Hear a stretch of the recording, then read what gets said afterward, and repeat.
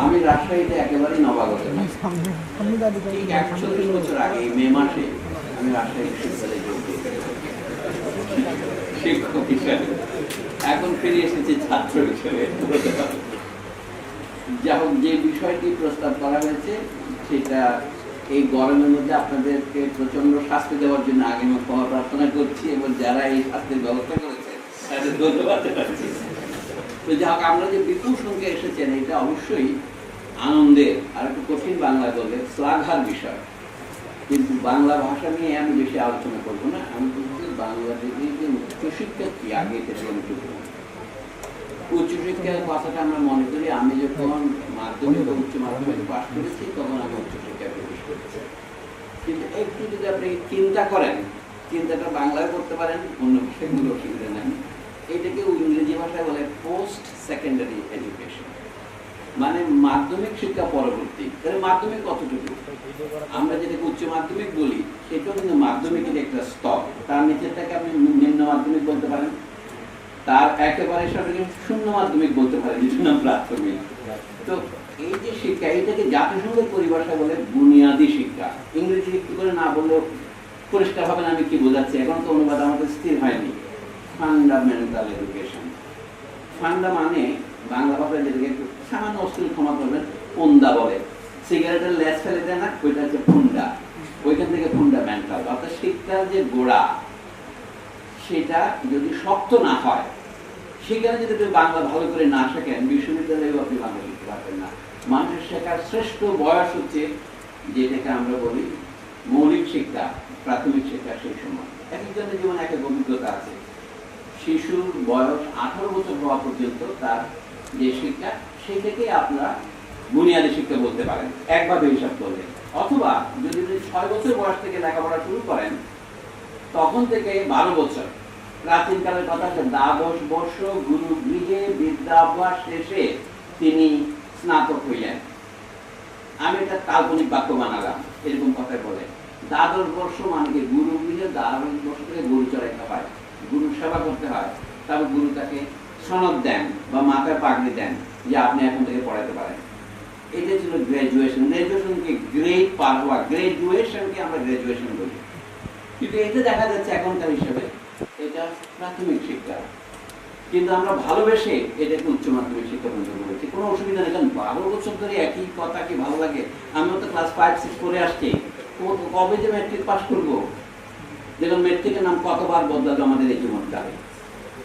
বাংলায় এটাকে প্রবেশিকা বলা হতো এক সময়। ম্যাট্রিকুলেশন মানে হচ্ছে অ্যাকচুয়ালি বিশ্ববিদ্যালয়ের রেজিস্ট্রেশন।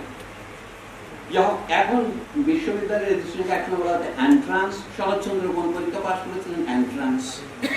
আর ইন্টারমিডিয়েট যেটা বলতাম আমরা, সেটা আগে বলা হতো এফএ, আমরা আইএ বা আইএসসি বলতাম। এফএ মানে কি? ফার্স্ট আর্টস, বা বিশ্ববিদ্যালয়ে ঢোকার পথে। ম্যাট্রিকুলেশন মানে বিশ্ববিদ্যালয়ে আমরা রেজিস্ট্রেশন করি, উঠে। To matriculate is to register. যাও, এই হচ্ছে উচ্চশিক্ষার মধ্যে আমাদের ধারণা। কিন্তু আমরা ভালোবেসে যে শিক্ষাকে উচ্চশিক্ষা বলে, যেমন রাজশাহী বিশ্ববিদ্যালয় একটি উচ্চশিক্ষা প্রতিষ্ঠান, সরকারের অভিধানে এভাবে দেখা হবে। কিন্তু এখানে যে শিক্ষাটা আমরা দিচ্ছি, এটাকে জাতিসংঘের অভিধানে বলে পেশাগত এবং কারিগরি শিক্ষা। আমরা এখানে যেন ইঞ্জিনিয়ারিং অডিটোরিয়ামে বসেছি, এই শিক্ষাটা কি? পাস করলে আপনি বিএসসি ইঞ্জিনিয়ারিং ডিগ্রি পান। এটা জাতিসংঘের পরিভাষায় বা আন্তর্জাতিক পরিভাষায় এটা হলো পেশাগত শিক্ষা। আপনি এটা করে ইঞ্জিনিয়ার হিসেবে সার্টিফিকেট নিতে পারেন। গাড়ির ড্রাইভিং লাইসেন্স করে যেমন মানুষ মারার লাইসেন্স পান, ডাক্তার হলেও মানুষ মারার লাইসেন্স পাওয়া যায়। এইটার নাম হলো পেশাগত। উকিল হলেও লোকের সম্পত্তি চুরি করার মতো লাইসেন্স পাওয়া যায়। এইটা হচ্ছে আপনার পেশাগত এবং কারিগরি শিক্ষা। কিন্তু আমরা ভালোবেসে এটি উচ্চশিক্ষা বলি। মানুষের ভাষায়, মানে আল্লাহ মানুষকে ভাষা দিয়েছেন মনের ভাব সম্ভবত গোপন করার জন্য। আমরা অনেকভাবে যা বলি ভাষা কিন্তু তা বলে না, অন্য কিছু বলে। এরপরে প্রত্যেক বিদ্যালয়ের উচ্চশিক্ষা আছে। চিকিৎসা বিদ্যার উচ্চ আছে, আপনার প্রকৌশল বিদ্যার উচ্চশিক্ষা আছে, আইনের উচ্চশিক্ষা আছে, সাহিত্যের উচ্চশিক্ষা আছে। সেটা আমাদের দেশে কোথাও কোথাও যে নেই তা আমার বক্তব্য নয়, এগুলো প্রধানত নেই। যে বিশ্ববিদ্যালয়গুলিকে আমরা উচ্চশিক্ষা বলি, এগুলি আমেরিকা, এগুলিকে কলেজ বলা হয়। কলেজ ও বিশ্ববিদ্যালয়ের মধ্যে সামান্য পার্থক্য আছে, আমি সেই আলোচনায় যাচ্ছি না। এই অনুবাদের সমস্যা এখানে প্রবেশ করবে। আচ্ছা, শিক্ষকদের কত রকমের প্রভাব আছে বিশ্ববিদ্যালয়ে? শুরুতে যারা ঢোকে তাদের বলা হয় লেকচারার। আর আমরা যে মতো বিশ্ববিদ্যালয়ে এখন ঠিকা চাকরি করি, সেগুলিতে বলে অ্যাসিস্ট্যান্ট লেকচারার বলে একটা ছিল এক সময়। এখন সেকশনের উপর আরেকটা তৈরি করেছে নতুন করে, সিনিয়র লেকচারার। সিনিয়র লেকচারার আগে ঢাকা বিশ্ববিদ্যালয়ে 1930-এর দশকে অ্যাসিস্ট্যান্ট লেকচারার পদ ছিল। পরবর্তীকালে অতি বিখ্যাত জাতীয় অধ্যাপক আব্দুর রাজ্জাক অ্যাসিস্ট্যান্ট লেকচারার হিসেবে যোগ দিয়েছিলেন 1934 সালে। তো তারপরে অনেক বছর, 9 বছর যাবৎ উনি ওই পদ থেকে লেকচারার হয়েছিলেন। এখন আমরা শুরু থেকেই লেকচারার বানাই। লেকচারার মানে কি? যিনি দাঁড়িয়ে ক্যানভাসারের মতো বক্তৃতা দেন। লেকচারার মানে লেকচার দেওয়া লোক। এরপরে লোক হলে আগে বলতো রিডার, এখন আমরা অ্যাসিস্ট্যান্ট প্রফেসর এবং অ্যাসোসিয়েট প্রফেসর দুটো পদ তৈরি করেছি। রিডার মানে কি? যার অনুমতি আছে লেকচার লিখে আসবেন এবং পড়বেন। যেমন বিখ্যাত জার্মান দার্শনিক হেগেল, তিনি যে বড় বড় বই লিখেছেন, এগুলি কিন্তু লিখে লেকচারগুলি পড়েছেন ক্লাসে। তার অনুমতি আছে শিক্ষকতার মধ্যে লেকচারটা পড়ে দেবেন।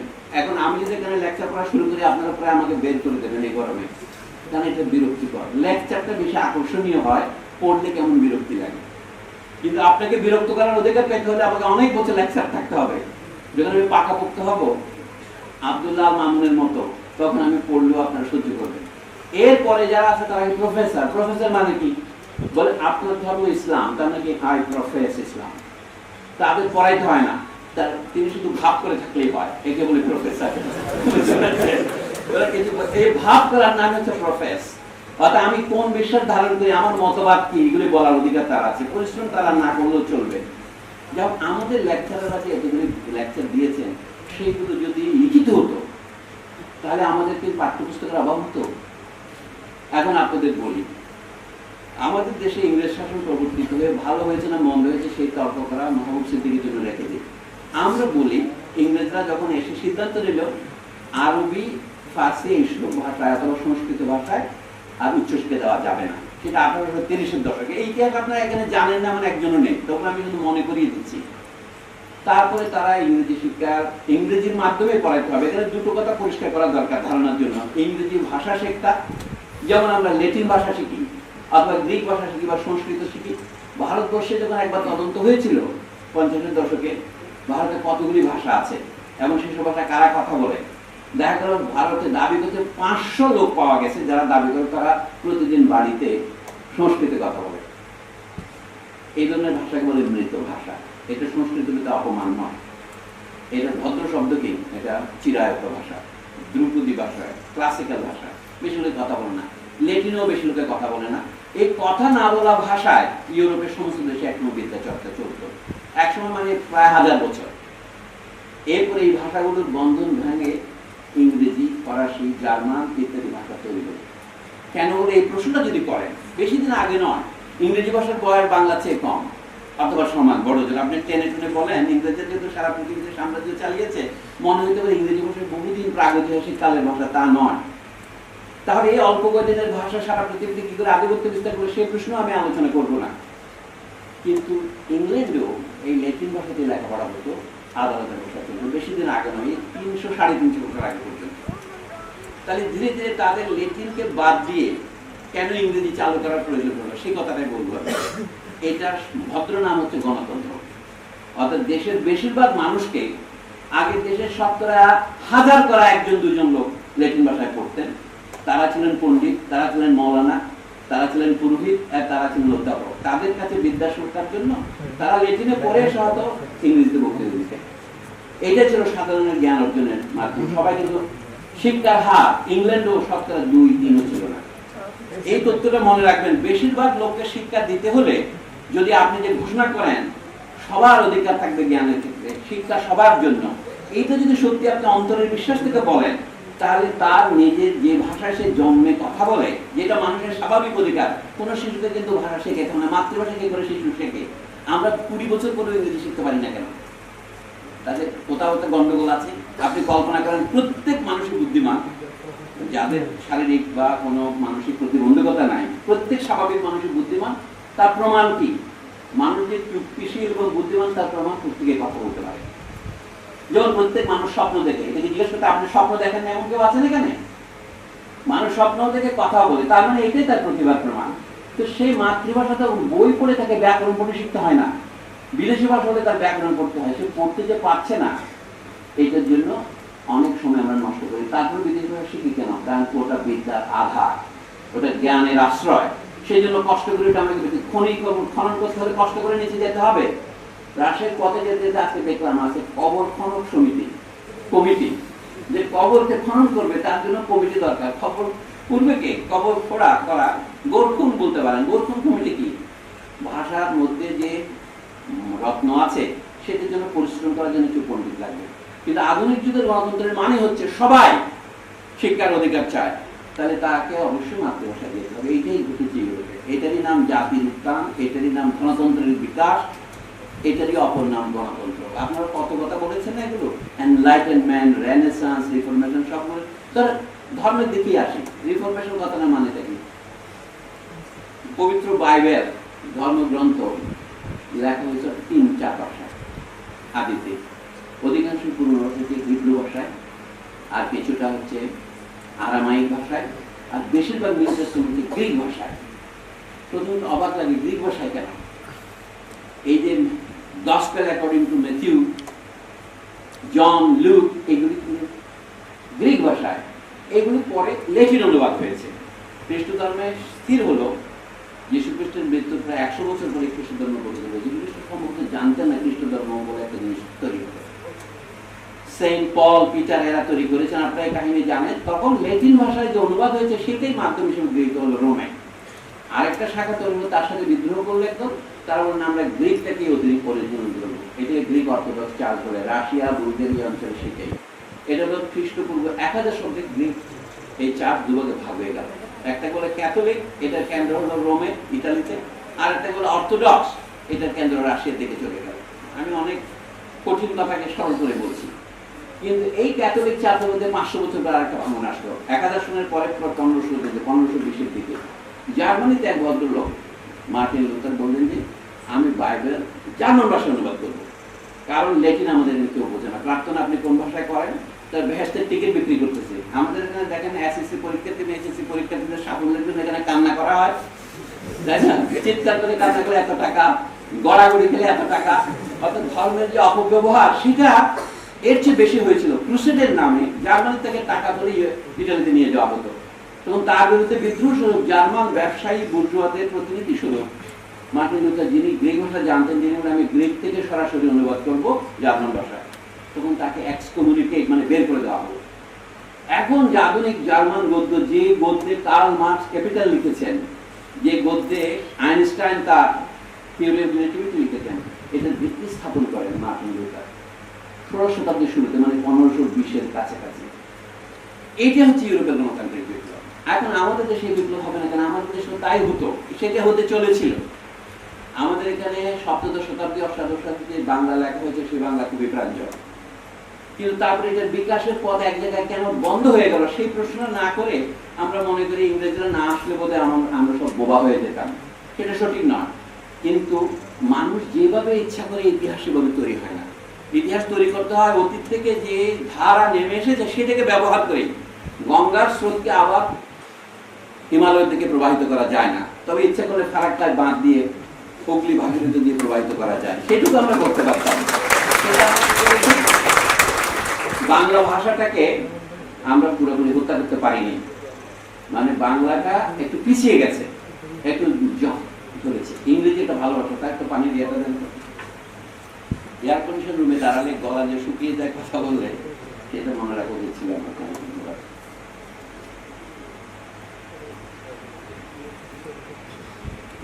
এই হচ্ছে ভাষাকে কেন মাতৃভাষায় আমাদের শিক্ষা নিতে হবে। আমি সেটার পক্ষে বলছি, যদি আপনি জ্ঞানের বিকাশকে সর্বজনীন করতে চান, আমি সার্বজনীন বলি না, সর্বজনীন করতে চান, ইংরেজি বলে জেনারেল করতে চান, ইউনিভার্সালের কথা এখন আসছে না, তাহলে তার যে ভাষায় তার জ্ঞান চর্চা সহজতর হবে সেটা করতে হবে।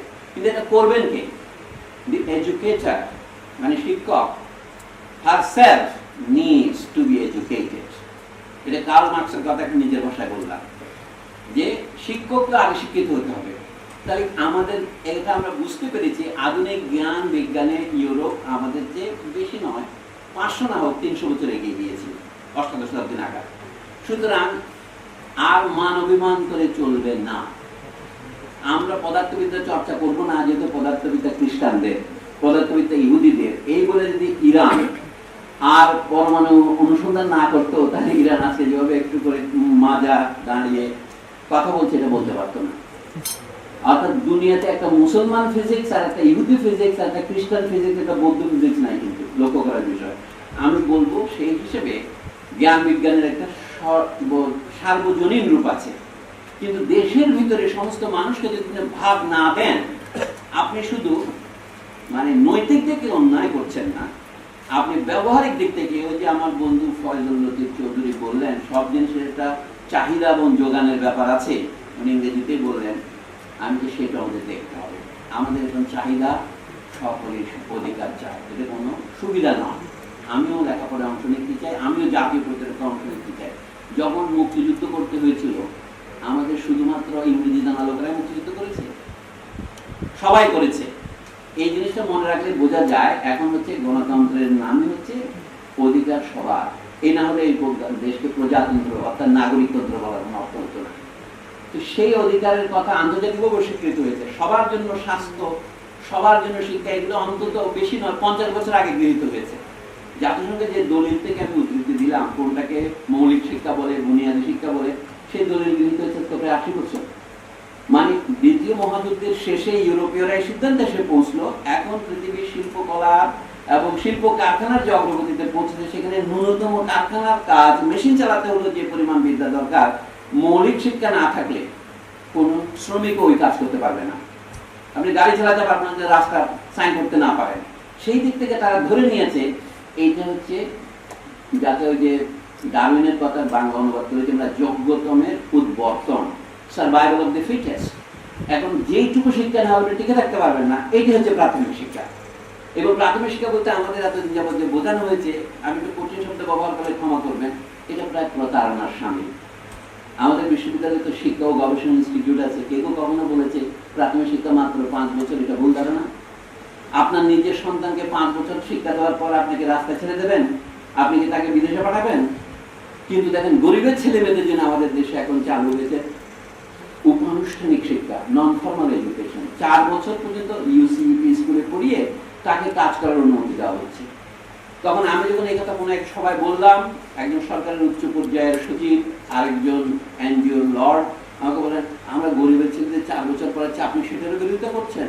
আমি বলি উল্টো, বুঝলি রাম, আমি তো বিরোধিতা করছি না। আপনার ছেলে মেয়েকে 4 বছর ছেলে আপনি যখন বাধা দেবেন না, প্রাথমিক শিক্ষা শেষ না করার পর্যন্ত তাকে বেরোতে দেবেন না, অন্যের ছেলের জন্য আপনি এই আইনকে কেন সিদ্ধ করছেন? এই বৈষম্য কেন? হ্যাঁ, কাজের ক্ষেত্রে আমার পয়সা নাই, গরিবের ছেলেকে আমি পড়তে দিতে পারছি না, সেটার জন্য আপনি তো অন্তত অদবোদন হবেন, একটু শিক্ষার জন্য তার জন্য একটু অনুতপ্ত হবেন, ক্ষমা প্রার্থনা করবেন। তা না করে আপনি গৌরব করে বলছেন গরিবের ছেলে 4 বছর পড়লে হবে সে ঠোঙা বানাতে শিখবে। এইটা হচ্ছে আমাদের প্রজাতন্ত্র প্রতিষ্ঠার প্রায় 50 বছর পর। যদি পাকিস্তান আমাকে অনুমতি দেন, এটাও আমাদের প্রজাতন্ত্র ছিল, তার আগে বিশেষণ যাই ছিল না কেন, তাহলে তো প্রায় 80 বছর। ভারতবর্ষ আমাদের পাশে, ওখানে আর পাকিস্তানি শোষণের একটা 23 বছর পর্ব ছিল না, সেখানে কি অবস্থা? খোদ পাকিস্তানি কি অবস্থা? একই অবস্থা। তাহলে আমাদের দেশগুলিতে একই অবস্থা কেন? এইগুলা যেতে হবে। এই জন্য আমি বলছি, কেন আমাদের উচ্চশিক্ষার মাধ্যম হিসেবে এখনো স্বদেশী বাংলা চালু হয়নি, তার পিছনে অনেক সমস্যা আছে। আমাদের 1 নম্বর সমস্যা হচ্ছে আমাদের ইচ্ছার অভাব।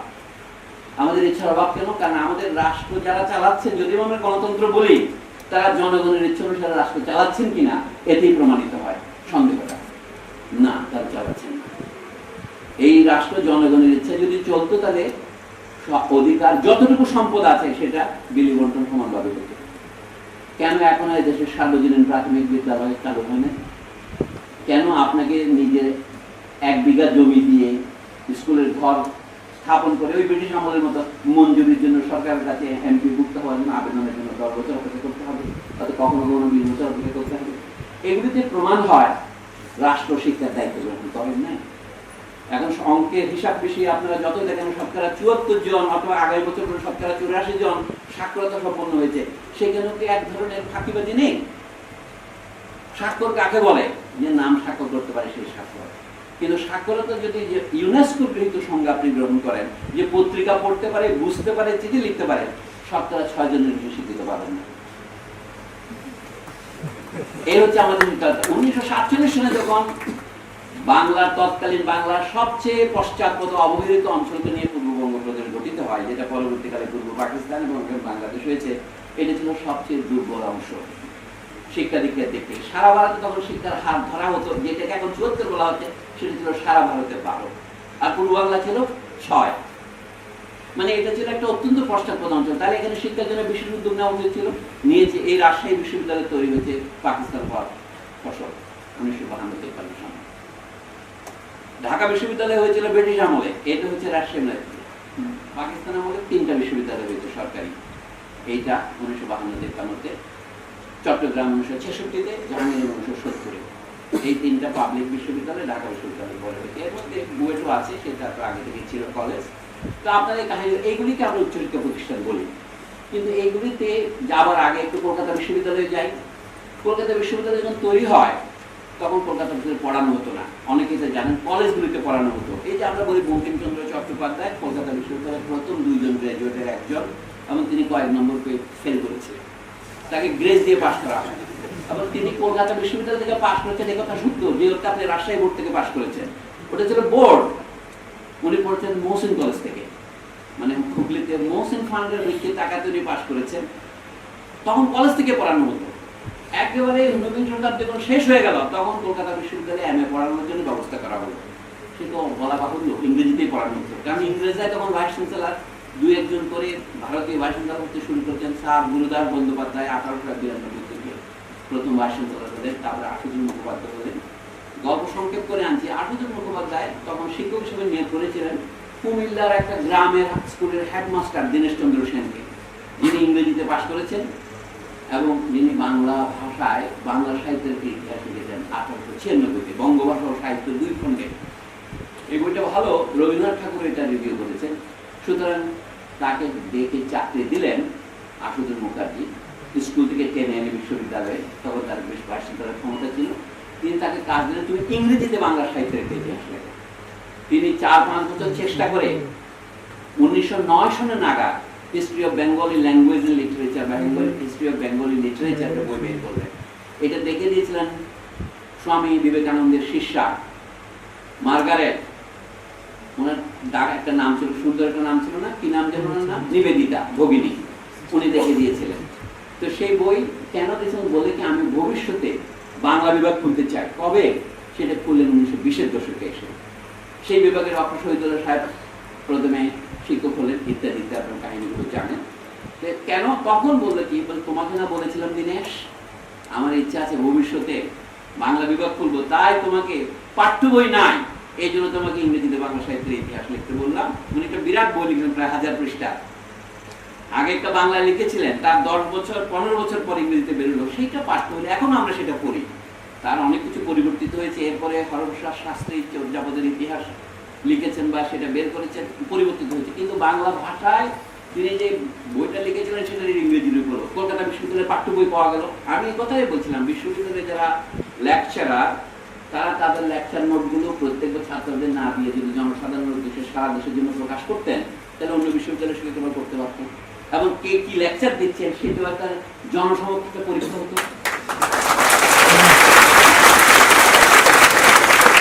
আমাদের একটা জনপ্রিয় যুক্তি হচ্ছে, প্রফেসর আব্দুল্লাহ মামুন সেটা বললেন যে আমাদের পাঠ্য বই নাই। উনি বলেন আচ্ছা ছোলা ভাষা অনুবাদ করতে হবে। আমি সবিনয় যোগ করব, অনুবাদ চিরদিন করতে হবে না আমাদের। অনুবাদ হচ্ছে এক ধরনের ব্যাখ্যা।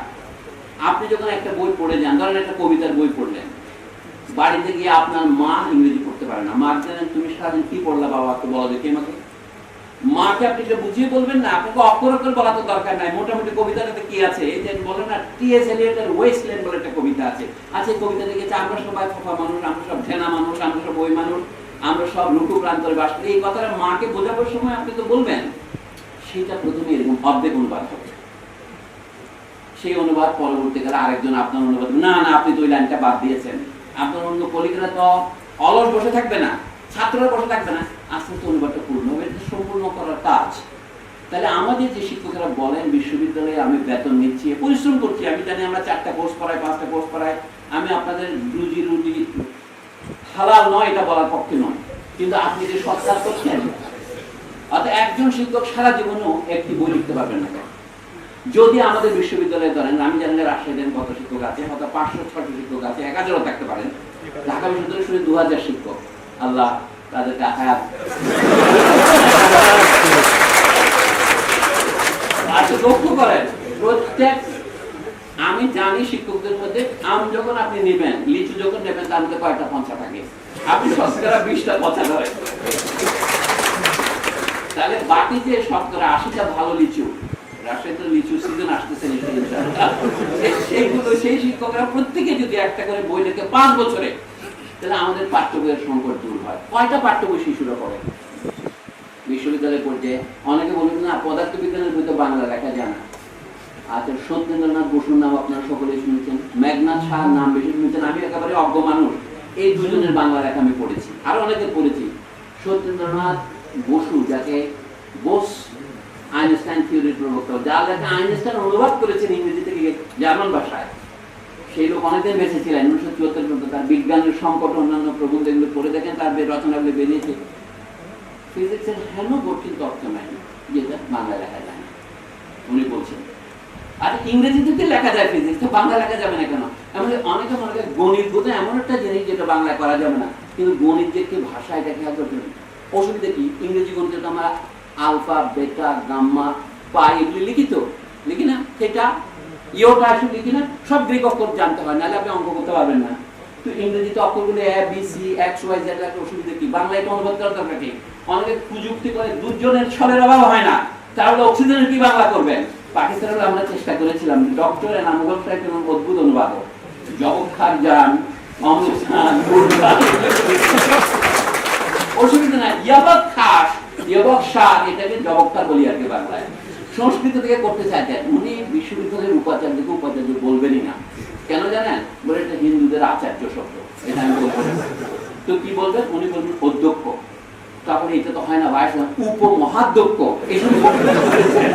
অধ্যক্ষ মানে কি? যিনি অক্ষ ধরে থাকেন, অক্ষ ধরে রাখার, অক্ষ মানে দাঁড়, নৌকা যে বার, অক্ষ ধরে রাখার অধিকার যা, তিনি হচ্ছেন অধ্যক্ষ। অধি অক্ষ, এই আর সংস্কৃতে বললে। বাংলায় পড়া সহজ, এটা বলা আমার উদ্দেশ্য না, কাউকে প্রতারিত করতে আমি এখানে আসিনি, আমি কোনো প্রজেক্ট করছি না। চেষ্টা করলে, সম্মিলিত চেষ্টা করলে এটা করা যায়। বাংলাতে করতে করতে ভাষা তৈরি হবে। অনেক বলে দর্শনের কথা বাংলায় করা যায় না। হলে গৌতম বুদ্ধ যে দেশে ধর্ম প্রচার করেছেন যে ভাষায়, সেটা ঠিক সংস্কৃত নয়, এটাই প্রমাণ করে এটা প্রাকৃত ভাষা। ওই প্রাকৃত ভাষা থেকে অপভ্রংশ ভাষা, তার অনেক অপভ্রংশ আছে, তার থেকে একটা অপভ্রংশের সূত্র ধরে বাংলা তৈরি হয়েছে। উনি যে জর্জ আব্রাহাম গ্রিয়াসনের নাম বললেন, উনি ঠিক ওই বই লেখেননি, উনি ওটা বলে জরিপ করেছে, এটা নামে লিঙ্গুইস্টিক সার্ভে অফ ইন্ডিয়া। তাতে বাংলা আছে, অন্য ভাষার অনুমোদন দিয়েছে। আমি বলার পক্ষপাতী নয় যে বাংলায় পৃথিবীর শ্রেষ্ঠ ভাষা, কিন্তু পৃথিবীর 10টা ভালো ভাষার মধ্যে বাংলাও তো একটি। তাহলে বাংলাটা করা যাবে না। আর আমি শুধু বাংলা করার পক্ষপাতী না, পৃথিবীর সব দেশেই যেটা তার মাতৃভাষা সেটাই করা উচিত। তাহলে আমাদের অভাবটা কোথায়? আমি এটা দিয়ে শেষ করি, এটা হলো ইচ্ছা। আমাদের ইচ্ছার অভাব হয়েছে। ইচ্ছা হয়েছে, কেন অভাব হয়েছে? এটার কারণ আছে। অনেক প্রথমে মনে হবে মানুষ যা বলে তাই যদি তার মনের ভাব হতো, তাহলে ভাষার দরকার হতো না। আমি আকার ইঙ্গিতে পশু পাখির জীবনকে চলছে না, আর্টিকুলেট ভার্বাল ল্যাঙ্গুয়েজ নাই, বাঘ ভালুক সমস্ত প্রাণী তো চলছে। তো মানুষের বৈশিষ্ট্যটা কি? মানুষ ভাষা পড়ার সাথে সাথে মিথ্যা কথা বলতে পারে, অর্থাৎ যা বলতে চায় তা না বলে অন্য কথা বলতে পারে। সেই কারণে আমরা প্রতিবাদ থেকে বাংলা ভাষায় বই লেখা যাচ্ছে না, বাংলা ভাষায় যেহেতু বই নাই, সুতরাং আমাদের ইংরেজি পড়তে হবে। আমি ইংরেজিতে পড়ার দরিদ্র নেই। আপনি যদি রাশিয়া যান তো রুশ ভাষা পড়েন, তো রুশ ভাষা থেকে পড়ে সেখানে রুশ ভাষা পড়াতে পারবেন না, আপনাকে অনুবাদ করে পড়াতে হবে। এই ঘটনা ইংরেজিতে তো সত্যি হতে পারত, কিন্তু একটা কারণে হচ্ছে না, এটা হচ্ছে আমাদের সামাজিক মর্যাদা, অহংকার। ইংরেজি পড়লে একটু আপনার জ্ঞানটা অনেক বেশি জ্ঞান গর্ব মনে হয়, এটা সত্য কথাই। এর কারণ কি? এটা ক্ষমতার সাথে জড়িত। প্রথম দৃষ্টিপাত করি না আমরা। এই জন্য আজকে দেখেন, স্বাধীন হওয়ার পর বাংলাদেশে আমাদের ইংরেজি শিক্ষার গুণগত মান বৃদ্ধি পাচ্ছে কিনা আমি জানি না, কিন্তু পরিমাণগত বৃদ্ধি হচ্ছে। উচ্চ শ্রেণীর লোকজনের কিন্ডার গার্ডেন গুলো প্রাইমারি স্কুলে যেখানে অল্প খরচে বা বিনা খরচে পড়া যায়, তার পাশে এমন সব কিন্ডার গার্ডেন আছে যেখানে মাসে 30,000 টাকা থেকেও আসন পাওয়া যাচ্ছে না। এইগুলো আমাদের ভাববার বিষয়। আমাদের দেশে যেন কোনো সরকার নেই, কোনো রেগুলেশন নেই যা। এবং দেখেন, আপনি আমার ছেলে মেয়েরা হয়তো এ লেভেল ও লেভেল দিচ্ছে, এটা আমি নিজেকে আপনার চেয়ে বেশি পবিত্র প্রমাণ করার জন্য কথাটা বলছি না, কিন্তু একটা স্বাধীন দেশে আগে শুধুমাত্র যারা বিদেশে কূটনৈতিক সূত্রে চাকরি করতো, বিদেশে পড়ে এসে তাদের জন্য এগুলো থাকতো। এখন তো আপনি জাতীয় শিক্ষাকে অবহেলা করার মতো সম্পূর্ণ উন্মুক্ত লাইসেন্স দিয়েছেন গ্লোবালাইজেশনের নামে, এ লেভেল ও লেভেল নিয়ে। তাহলে হচ্ছে কি, বিশ্ববিদ্যালয়ে আসার সময় কেউ কেউ ইংরেজি মাধ্যম থেকে আসছে, আর কেউ বাংলা মাধ্যম থেকে আসছে। এখন আপনি লেকচার দেবেন যে ভাষায় দেন না কেন, বাংলায় লেকচার দেওয়া যে বিষয়ে সম্ভব না, ঠিক আছে, অর্ধেক ইংরেজিতে দেন, অর্ধেক বাংলায় দেন। 5 বছর পরে এটা পুরোপুরি বাংলা হয়ে যাবে। সমালোচনার মধ্যে দিলে একটা নুড়ি পাথর যখন অনেক উপর থেকে ফিরে আসে, সুরমা নদী দিয়ে যখন আসতে থাকে, সিলেক্ট হয়ে যায়, দেখেন পাথর গোল গোল হয়ে যায়, মসৃণ হয়ে যায়। এই ভাষাও তাই। আমি এই জন্য প্রথম কথাটা বলেছিলাম ইচ্ছা, এখন দ্বিতীয় কথা বলি ব্যাপ্তি। বলে নানা বিষয়ে কি বাংলা পড়ানো সম্ভব, সেটা গুরুত্বপূর্ণ প্রশ্ন। অথবা প্রথম দিকে বিজ্ঞানের বিষয়গুলো পড়ানো অন্তত কঠিন হবে, কৃষি বিজ্ঞান, অনেক চিকিৎসা বিজ্ঞানের এত সপ্তাহ আপনি করবেন কিভাবে। কিন্তু বেশি দিন আগে নয়, 500-700 বছর আগেও ইউরোপের সমস্ত বিশ্ববিদ্যালয়ে আরবি বই থেকে অনুবাদ করা ল্যাটিন ভাষায় পড়ানো হতো। একটা আল আসুরি বলে এক ভদ্রলোক ছিলেন, তার একটা ফার্মাকোলজি বলবো, ফার্মাকোপিডিয়া বলতে পারেন, সেটা 1000 পৃষ্ঠার বই ছিল, দুভাগে ভাগ করা ছিল। এক অংশের নাম হচ্ছে ডিজিজেস অফ দ্য রিচ, আরেক অংশের নাম ডিজিজেস অফ দ্য পুয়ার। এখন আপনি দেখতে পাচ্ছেন না, বড়দের লোক হচ্ছে বলে বড় লোকদের, তাদের কোলেস্টেরল বেশি হয়, তাদের হার্টারি বন্ধ হয়ে যায়, কারণ তারা হার্ট ফেল করে মারা যায়। আর গরিব লোক অপুষ্টিতে ভোগে। উনি সুন্দর করে বুঝতে পেরেছিলেন সেটা হচ্ছে 2 প্রকারের রোগ আছে, গরিবের রোগ এবং ধনীর রোগ। এটা আরবিতে লিখলেও বোঝা যায়, ল্যাটিনে লিখলেও বোঝা যায়। এখন আবার ব্যাক টু ইংলিশ ট্রান্সলেশন, আমি এটা পড়েছি প্রফেসর আব্দুল সালামের লেখা, পদার্থবিদ্যার নোবেল পুরস্কার প্রাপ্ত পাকিস্তানি, যিনি ইতালিতে থাকতেন। তো যা হোক, আমার মনে হয় উচ্চশিক্ষার বিজ্ঞান যদি আপনার ইচ্ছা থাকে, বিজ্ঞান শুদ্ধ, শিল্পকলা শুদ্ধ, সব বিষয়ে বাংলায় করা যায়, শুধু ইচ্ছাটা দরকার। এখন তৃতীয় কথাটা বলবো, সেটা সংগঠন, উদ্যোগটা কে নেবে। এই জন্য আমরা বহুদিন সাধনা করেছিলাম বাংলা রাষ্ট্রভাষা চাই, সংগ্রাম করেছিলাম। আমরা দেখেছিলাম প্রথম বাধা ছিল ইংরেজরা 1940 সনে, তারপরেও আশুতোষ মুখার্জি প্রতিষ্ঠিত বিশ্ববিদ্যালয়, উনি তো মারা গেছেন 1925 সনের দিকে, 23-24 সনে মারা গেছেন। দেশবন্ধু চিত্তরঞ্জন দাস 25 সনে মারা গেছেন। 1940 সনে কলকাতা বিশ্ববিদ্যালয়ের সিদ্ধান্ত নেয় এখন থেকে ম্যাট্রিকুলেশন পরীক্ষা মাতৃভাষায় দেওয়া যাবে। এর আগে কিন্তু আমার বাবা ম্যাট্রিকুলেশন ইংরেজি মাধ্যমে দেওয়ার ছাত্র ছিলেন 1933 সনে।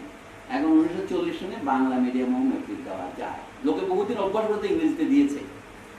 লোকের আমি 1973 সনে এসএসসি পাস করেছি, আমি বাংলা মিডিয়ামে লিখেছি। কিন্তু যখন চট্টগ্রাম কলেজে ভর্তি হলাম, দেখি যে সব ভালো ছাত্র ইংরেজি মিডিয়ামে পরীক্ষা দিচ্ছে। কারণ আমাদের তো প্রতিযোগিতা পরীক্ষা, 2 বেশি নম্বর পেতে হবে। মাস্টাররা বললো কি, মিয়া ইংরেজিতে লেখো, তাহলে নম্বর বেশি। তো পরীক্ষায় ফার্স্ট হইতে চাও, ইংরেজি লিখতে হবে, বাংলায় কেউ ফার্স্ট হইতে পারে না। সত্য কথাই। তখন আমি সুইচ করলাম, বলে blood is thicker than water. আমি বলছি English is thicker than Bengali. তো আমি লিখলাম পরীক্ষায় পাস করার জন্য, আমার লক্ষ্য আল্লাহ তাআলা অভিষ্ট পূর্ণ করলেন। তো এখন ইউনিভার্সিটিতে এসে দেখি ইংরেজি। ঢাকা বিশ্ববিদ্যালয়ে আমি 1975 সনে ভর্তি হয়েছি, 76 সনে শুরু করেছি, আমরা ইংরেজি মিডিয়ামে পড়েছি। কিন্তু আমাদের লেকচার মাস্টাররা একজন ছাড়া কেউ ইংরেজি দিতে পারতেন না। এটা হলো বাস্তব সত্য। আমাদের দ্বিতীয় অভাব হচ্ছে ভালো শিক্ষকে। ইংরেজিও যদি আমাদের ইংরেজি শেখানোর যে দরকার হয়, আমাদের গন্ডায় গন্ডায় শিশুদের নিয়ে ইংল্যান্ডে আমেরিকা থেকে পড়াই আনলে হয়। এটা হচ্ছে শিক্ষার উদ্দেশ্যে আমি বলি, আমাদের প্রত্যেকে চাকরি চাই, এটার মধ্যে কোনো দোষের কিছু নেই, তাদের লজ্জার কিছু নেই। এখন সবাই বলে শিখি, ছেলেমেয়েরা পিছনের সারিতে যারা বসে শুধু বিসিএস গাইড করে, শিক্ষক লেকচার দিচ্ছে অ্যাস্থেটিক্সের পর উনি বিসিএস গাইড করতেছেন, এটা অভিজ্ঞতার মধ্যেই পড়ে। কিন্তু তাদের জন্য দোষ দেবো না, কারণ এখানে তুমি বিসিএস পরীক্ষা দেওয়ার জন্য এসেছি। আমাদের শিক্ষকরা যা পড়াচ্ছেন এটা সম্পূর্ণ অপ্রাসঙ্গিক। সুতরাং আমার পরীক্ষার সাথে যা সম্পর্কিত নয়, আমি ওই সিলেবাসটাই লক্ষ্য করি। আমাকে 1400 নম্বরের পরীক্ষা দিতে হবে। আপনি সিলেবাস ওইভাবে গঠন করেন যে সেখানে 200 নম্বরের বাংলা হয়তো আছে, আপনি নেবেন, কিন্তু সেখানে যে প্রশ্নগুলি করে এগুলি প্রাথমিক বিদ্যালয়ের প্রশ্ন, এগুলো আমি ক্লাস 5-এ পড়ে আসছি। অর্থাৎ এই নিম্নমানের বাংলাও আমরা জানি না, এবং যারা বাংলা পরীক্ষা নিচ্ছেন তাদের পরীক্ষা কে নেবে, এই প্রশ্ন তো গুরুত্বপূর্ণ বিষয়। প্রশ্নকর্তারাও শত শত ভুল নয়, তাদেরও ভাষা সম্পর্কে কোনো জ্ঞানই নাই। এখন আমি বলি সারা দেশ সম্পর্কে কয়েকটা খারাপ কথা বলি। আপনাদের কয়টা বাংলা ব্যাকরণ আছে আমাদের দেশে? ব্যাকরণ থেকে কেউ ভাষা শেখে না। আমি বহু বিশ্ববিদ্যালয়ের মাস্টারকে দেখেছি, তার থেকে ভালো বাংলা ব্যাকরণ লিখতে পারেন। যারা লিখেছেন সেই সুনীতি কুমার চট্টোপাধ্যায়ের ভাষা প্রকার বাংলা ব্যাকরণ, এটা পড়াচ্ছে, ওটা বাংলা ব্যাকরণই নয়। বহুদিন আগে হরপ্রসাদ শাস্ত্রী নামক বড় পণ্ডিত, যিনি ঢাকা বিশ্ববিদ্যালয়ের অধ্যাপক এসেছিলেন, তিনি বলছেন এই পর্যন্ত যত বাংলা ব্যাকরণ লিখিত হয়েছে, এটা 1920-এর দশকের কথা, তার অর্ধেকটা হচ্ছে সংস্কৃত ব্যাকরণ আর অর্ধেকটা হচ্ছে ইংরেজি ব্যাকরণ, একটি বাংলা ব্যাকরণ নাই। এবং তারপরে 100 বছর পার হয়েছে, আমি বলবো এখনো একটি বাংলা ব্যাকরণ নাই। কিন্তু একটি বাংলা ব্যাকরণ সৌভাগ্যক্রমে আমি পেয়েছি, সেটা কিন্তু হরপ্রকাশ শাস্ত্রীর আগে লেখা। এই ভদ্রলোকের নাম রাজা রামমোহন রায়। উনি 1826 সনে কলকাতার স্কুল টেক্সট বুক সোসাইটির জন্য একটা ইংরেজি ভাষায় বাংলা ব্যাকরণ লিখেছিলেন। সেটার নাম কি a grammar of the Bengali language. Bengali Bangla লিখতেন BNGALEE, বেঙ্গলি নয়। এখন তো আমরা শব্দটা বাদাইছি, আমরা বেশি স্মার্ট হয়েছি যে নাম দিয়েছি বাংলাকে ইংরেজিতেও বাংলা লিখতে হবে। তাতে বাংলা ভাষার কোনো উপকার হবে কিনা জানি না, বরঞ্চ আমাদের ইংরেজি বলতে একটু অসুবিধা হয়। বেঙ্গলি না বলে বেঙ্গল কথাটা কিভাবে আসছে সেটা না দিয়া আমি বলতে চাচ্ছি বাংলা ভাষা যে একটি বাংলা ভাষা সেটা অষ্টাদশ শতাব্দীতে শেষও জানা ছিল না। আপনার একটা উদাহরণ দিই, যে বইকে প্রধানত বলা হয় বাংলা ভাষায় মুদ্রিত প্রথম বই, নেথানিয়াল ব্রাসি হালের, তার বাংলার নাম a grammar of the Bengal language.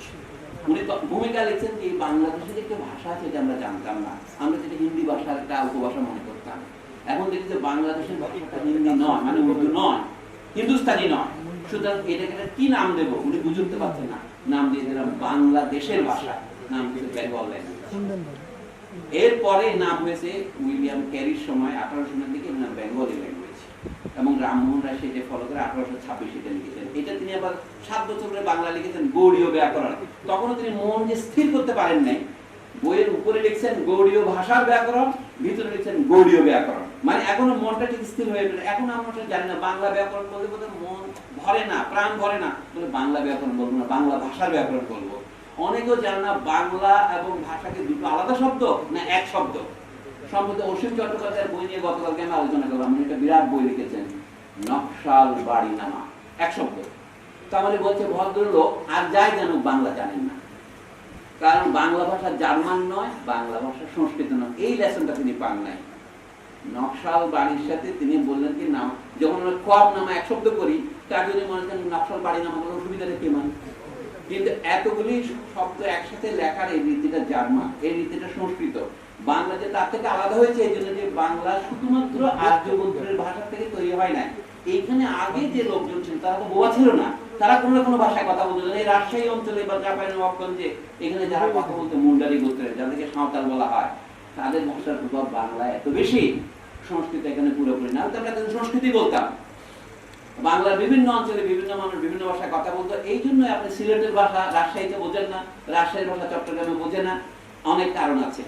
কিন্তু সব মিলিয়ে একটা বাংলাদেশ হয়েছে, বৃহৎ বাংলাদেশ হয়েছে, যার কিছু অংশ ভারতে, কিছু অংশ আমরা বাংলা স্বাধীন রাষ্ট্রে। এইখানের ভাষার মধ্যে ব্যাপক কোনো গন্ডগোল নেই, আঞ্চলিকতা থাকা সত্ত্বেও একটা বাংলা ব্যাকরণ। রামমোহন যে লিখেছেন, আমি একটা কথা বলে শেষ করে এই গরমে আপনাদের শাস্তি দেবো না, কেন বাংলা লেখা সম্ভব হচ্ছে না, এখনো একটা ভালো ব্যাকরণ হয় না, কোনো ব্যাকরণে আমি এই জিনিসটা পাইনি, রামমোহনের ব্যাকরণে আছে। বাংলায় ক্রিয়া অনেক রকম শব্দ আছে না, গ্রামারকে উনি পানিনির ব্যাকরণ ধরে লিখেছেন, ভাষার যে কোনো শব্দকে দুভাগে ভাগ করা যায়। একদম শব্দকে বলছেন অব্যয়, যা পরিবর্তন হবে না, ব্যয় নাই যা, ব্যয় মানে কি আয়ের উল্টো, বি আর ব্যয়। তো একদম শব্দ হচ্ছে যা ব্যয় হয় না, পরিবর্তন হয়, কিন্তু এবং এগুলি সবসময় একরকম থাকবে, এমন আহ উ ফা এগুলো বদলাবে না, এগুলো হচ্ছে অব্যয় শব্দ। আর বাকি শব্দগুলো ব্যয়, ব্যয়গুলো আবার দুই রকম, কতগুলো হচ্ছে নামবাচক শব্দ, যেদিকে এখন আমরা বিশেষ্য বলি, বিশেষতা বা তার জাত তৈরি হবে, বিশেষণ তৈরি হবে। আরেকটা শব্দ যেগুলো ক্রিয়া বলে, ক্রিয়াবাচক শব্দ বলি, এই দুটোই পরিবর্তন হয়। যেমন সর্বনাম, আমি, আমি তো অন্য জায়গায় দিতাম বই, এটা কার বই, আমার বই, তাহলে আমার, আমাকে দাও, বদলাচ্ছে, এটাকে ডিক্লারেশন বলে। কিন্তু ক্রিয়ার সাথে আপনার কর্তার মিল অমিল নিয়ে, আমি খেলি, তুমি খেলো, আপনি খেলেন, সে খেলে, উনি খেলেন, ওরা খেলে, এই যে বদলায়, এটার নাম একসাথে খেলা করা, ইংরেজি বলে কনজুগেশন। এটা লেটিন থেকে কনভোকাসিও, মানে একসাথে খেলে। তো এই জিনিসগুলো অনুসারে বাংলা ক্রিয়ার যে ধাতুরূপ 3 প্রকার। আপনি যখন ফরাসি শিখতে যাবেন আপনাকে ধাতুরূপ বলবে, কতগুলি আর এ দিয়ে শেষ হয়, কতগুলি ইয়ার দিয়ে শেষ হয়, কতগুলি আইয়ার দিয়ে শেষ হয়। বাংলাতে এরকম আছে, বাংলায় 3 রকম ক্রিয়া আছে। আমি নিয়মিতগুলি বলছি, কিছু অনিয়মিত আছে। নিয়মিতগুলি কি, কতগুলো শেষ হবে অন দিয়ে শেষ হবে, যেমন মারণ, কতগুলো ওন দিয়ে শেষ হবে, যেমন খাউন, কতগুলো আন দিয়ে শেষ হবে, যেমন বেড়ান। এগুলি থেকে একটা শব্দ তৈরি করেন, মারণের মধ্যে অন বাদ দেন, তাহলে মার থাকে শুধু, তাহলে তাতে ই যোগ করেন, মারি, আমি মারি, আমরা মারি।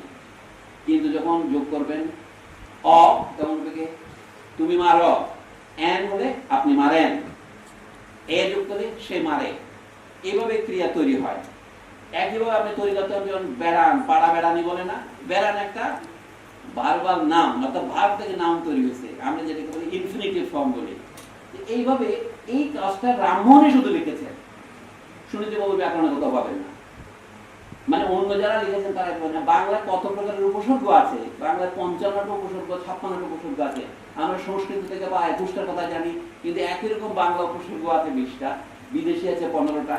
এটা আবার ডক্টরের নামলকের ব্যাকরণ মঞ্জুরিতে পাবেন। তো আমি বক্তৃতা সংক্ষিপ্ত করি। এই যে ব্যাকরণ কথাটা, এটা কি কথা? এই যে ভাষার কথা বলতে গিয়ে আব্দুল্লাহ মাহমুদ সুন্দর বলেছেন যে এটা অজ্ঞানের গঠন ভাষার মতো। ভাষার গঠন কি, ভাষা কি গঠন সেটা খুলে দেখানো তাকে ব্যাকরণ বলে। বেয়ার থেকে ওই ব্যয়ের মধ্যে যেমন আলাদা করছেন, বি আলাদা করেন, তারপরে আকরণ, বি যোগ আকরণ। এখন যে আকারে আছে, আকরণ আছে, ওই যে বেড়ানের মতো, অন এটা ওই যে মারণের মতো, সে আকরণকে যদি উল্টা করেন তাহলে বি আকরণ হয়। এদের ইংরেজি কি? ডিকনস্ট্রাকশন। কিন্তু এখন আমাদের পণ্ডিতদের গলদঘর্ম হয়ে গেছে, পণ্ডিতদের ঘন ঘন বাথরুমে যেতে হয়, ডিকনস্ট্রাকশন করে একটা শব্দ যাক দেরিতে চালু করে দেন, এটা কি বাংলা করবে? জগৎ বিখ্যাত অধ্যাপিকা শ্রীমতী গায়ত্রী চক্রবর্তী স্পিবাক অনুবাদ করেছেন কি জানেন? পশ্চিমবঙ্গ বাংলা একাডেমি পত্রিকায় অবিনির্মাণ। মানে অর্থাৎ তিনি যে বিষয়টা বুঝতে পারেন নাই, এটা হচ্ছে তার নগদ প্রমাণ। এইটা যদি একটা প্রমাণ হতো, আমি আপনাকে একদম শত শত প্রমাণ দিতে পারি। বাংলা ভাষাটা অকারণে নষ্ট হয়নি। যে ভাষা পড়লে বোঝা যায় না, যে ভাষা পড়লে এটা বাংলা বলে মনে হয় না, সেটা তার বাংলা হতে পারে না। বাংলা সংস্কৃতও নয়, বাংলা ইংরেজিও নয়। হরপ্রসাদ শাস্ত্রী সঠিকই বলেছিলেন। আপনার হরপ্রসাদের বাংলা পড়ে দেখেন, কি প্রাঞ্জল, কি তক্তকে, এরকম ভাষা আমাদের একটা পাঠ্য বই রাখা হয় না কেন? আচ্ছা, রামমোহনের একটা উদাহরণ দিয়ে আমি বক্তৃতা শেষ করি। রামমোহন কিরকম বাংলা লিখতেন তার একটা উদাহরণ দেখাচ্ছি। তার এই যে ইংরেজি ব্যাকরণটা, এটা আউট অফ প্রিন্ট, বহু বছর, এটা কোনোদিন রিপ্রিন্ট হয়নি। 1906 সনের পরে প্রায় 100 বছর এটা পাওয়া যায় না। সেটা আমি একটা বাক্য আপনাদের শুধু পড়ে শুনে বিদায় নিয়ে, এই গরমে আপনাদের যে ক্ষমা প্রার্থনা করেও যথেষ্ট হবে না। তো উনি কিভাবে লিখছেন, যে একটা সাধারণ বাক্য বলি, বলে এক বৃহৎ ব্যাঘ্র বন হইতে গ্রামের মধ্যে রাত্রিকালে প্রবেশ করিয়া নানা উপদ্রব তথা ঘুরিকাল ব্যাপিয়া করিতেছিল। উনি তখন দাড়ি কমা দেওয়া শেখেন না, এই জন্য তাকে প্রমোদ চৌধুরী অনেক তীর্যক সমালোচনা করেছেন। 1933 সালে প্রমোদ চৌধুরী রামমোহনের গদ্য বলে একটা খারাপ প্রবন্ধ লিখেছেন, দেশ পত্রিকার 50 সংকলনে আছে। বলে আরে রামমোহন জ্যোতিচিহ্ন ব্যবহার করতে জানতেন না। আরে বাবা, জ্যোতিচিহ্ন তখন কেউই জানতো না, পুঁথিতে শুধু একটা দাড়ি দেওয়া হতো, কমা সেমিকোলন এগুলো ঈশ্বরচন্দ্র বিদ্যাসাগর চালু করেছেন। আমি বলছি বাংলা ভাষা জিনিসটা একদিনে আসমান থেকেও নাজেল হয় না, ভুঁই ফোড় হইলে ওঠে না। এটা মানুষের সাধনার ফসল। It's a phenomenology of spirit বলে ইংরেজিতে, মানুষের চেতনার অভিজ্ঞতার প্রকাশ। আবার পড়ছি, এক বৃহৎ ব্যাঘ্র বন হইতে গ্রামের মধ্যে রাত্রিকালে প্রবেশ করিয়া নানা উপদ্রব তথায় ঘুরিকাল ব্যাপিয়া করিতেছিল। পরে এক সাহসান্বিত মনুষ্য সেই পশুর সহিত যুদ্ধ করিয়া তাহাকে নষ্ট করিলে, সেই অবধি গ্রামের লোক স্বচ্ছন্দতা পূর্বক আপন আপন কর্ম করিতেছেন।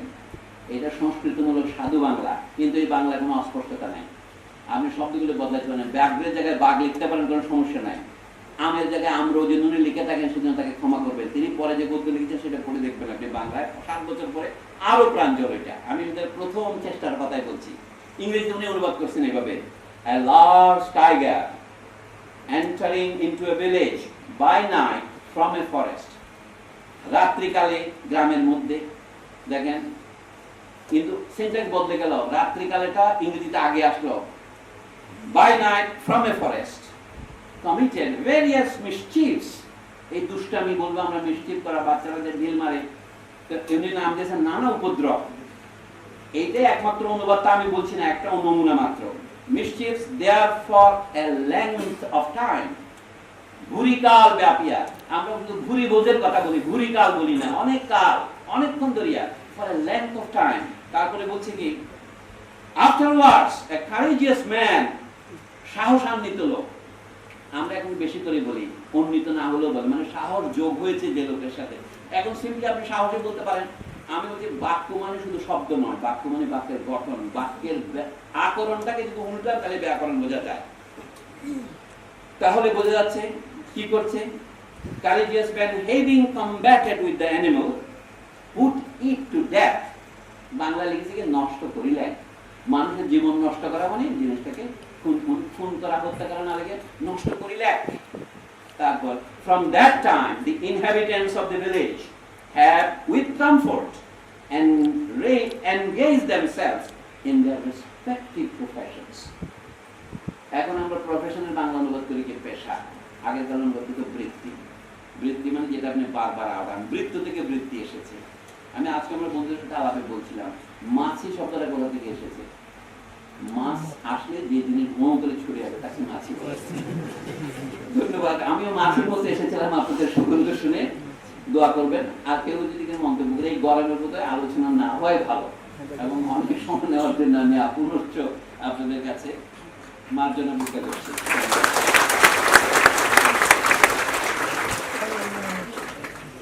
অশেষ ধন্যবাদ স্যারকে। আমরা যেমনটি বলেছিলাম যে আমাদের উপস্থিত যারা এখানে আছেন অনেক বিশেষজ্ঞ আছেন, ছাত্ররাও আছেন। ছাত্ররা প্রশ্ন করতে পারেন, আর আমাদের উন্মুক্ত করা হলো, এখানে যে কেউ মতামত প্রকাশ করতে পারে। আমার কাছে আমার যে প্রশ্নটা রয়েছিল, স্যার আপনি উচ্চশিক্ষা নিয়ে যখন কথা বলা শুরু করেন, আমি চাচ্ছিলাম যে উচ্চশিক্ষার বিষয়টা আজকে একটু ক্লিয়ার হয়ে যাব, কিন্তু আসলে আপনি যখন জাতিসংঘের বিষয়টাতে চলে গেলেন যে উচ্চশিক্ষা বলতে জাতিসংঘ কোন বিষয়ের কথা বলছে, সেখানে যাওয়ার পরে আসলে আমি উচ্চশিক্ষা বিষয়ে খুব একটা ভালো বুঝতে পারিনি। আপনি যদি উচ্চশিক্ষা কনসেপ্টটা একটু ক্লিয়ার করেন তাহলে আমার সুবিধা হবে। স্যার আমি ইচ্ছা বিষয়টা নিয়ে কথা বলবো। স্যার ঢাকা বিশ্ববিদ্যালয়ের 4টা প্রকৌশল অনুষদ, জীববিজ্ঞান অনুষদ সহ এরকম কয়েকটা অনুষদে সিলেবাস 13টা বিভাগের সিলেবাস ঘেটে দেখা গেছে যে মানে 3026টা বইয়ের মধ্যে রেফারেন্স বইয়ের মধ্যে বাংলা, শুধু বাংলা বইয়ের কথা লেখা আছে 34টা, এই এবং বাদবাকি 7টাতে কোনো বাংলা বই পাওয়া যায়নি। এর পাশাপাশি যে 3000 বই লেখা হয়েছে সেইখানে 104টা বই লিখেছেন বাঙালি, উনি ইংরেজিতে বই লিখেছেন। এখানে স্যার ইচ্ছার একটা ব্যাপার আছে। এর পাশাপাশি স্যার আরেকটা ব্যাপার হচ্ছে যে উচ্চ শিক্ষা বলতে আপনি যেটা বললেন, যেটা জাতিসংঘ বলেছে সে অনুযায়ী আমাদের দেশে এই যে বাংলা এবং ইংরেজি মিশিয়ে একটা যে টেকনিক শেখানো হচ্ছে, মানে আমি কিভাবে এই যে সেই বিশ্বের উপযোগী হয়ে উঠবো, কিভাবে আমি শ্রমিক হয়ে উঠবো, সেই যে একটা মানে মোটামুটি একটা জায়গাতে নিয়ে যাচ্ছে, সে অনুযায়ী তো জাতিসংঘের উচ্চশিক্ষার সংজ্ঞা অনুযায়ী আমার কাছে মনে হচ্ছে তাহলে এই টেকনিকটা ঠিক আছে। এটা তো না বাংলা শিখতে পারছি না ইংরেজি শিখতে পারছি, আমরা যাচ্ছি মোটামুটি বাজারের জন্য টেকনিক্যালি একটা জায়গাতে বাংলা ইংরেজি মিশিয়ে শিখে একটা জায়গাতে যাচ্ছি। তো স্যার এই যে এই বিষয়টা থেকে উত্তরণে স্যার আরেকটা বিষয় আছে যে আমাদের ইউজিসি 20 বছরের নীতি, মানে আমাদের ইউজিসি কিভাবে বিশ্ববিদ্যালয়গুলো পরিচালনা করবে তার 20 বছরের নীতি তৈরি করে দিয়েছে আমাদের বিশ্ব ব্যাংক। তো বিশ্ব ব্যাংকের মতো একটা প্রতিষ্ঠান যখন আমাদের ইউজিসি নীতি তৈরি করে দিবে, সেইখানে আসলে আমরা বাংলা কতটা প্রবর্তন করতে পারবো সেই বিষয় নিয়ে স্যার একটু যদি বলেন তাহলে আমি ধন্যবাদ। একটা কোশ্চেন রেজ করার জন্য সময় দেওয়ার জন্য।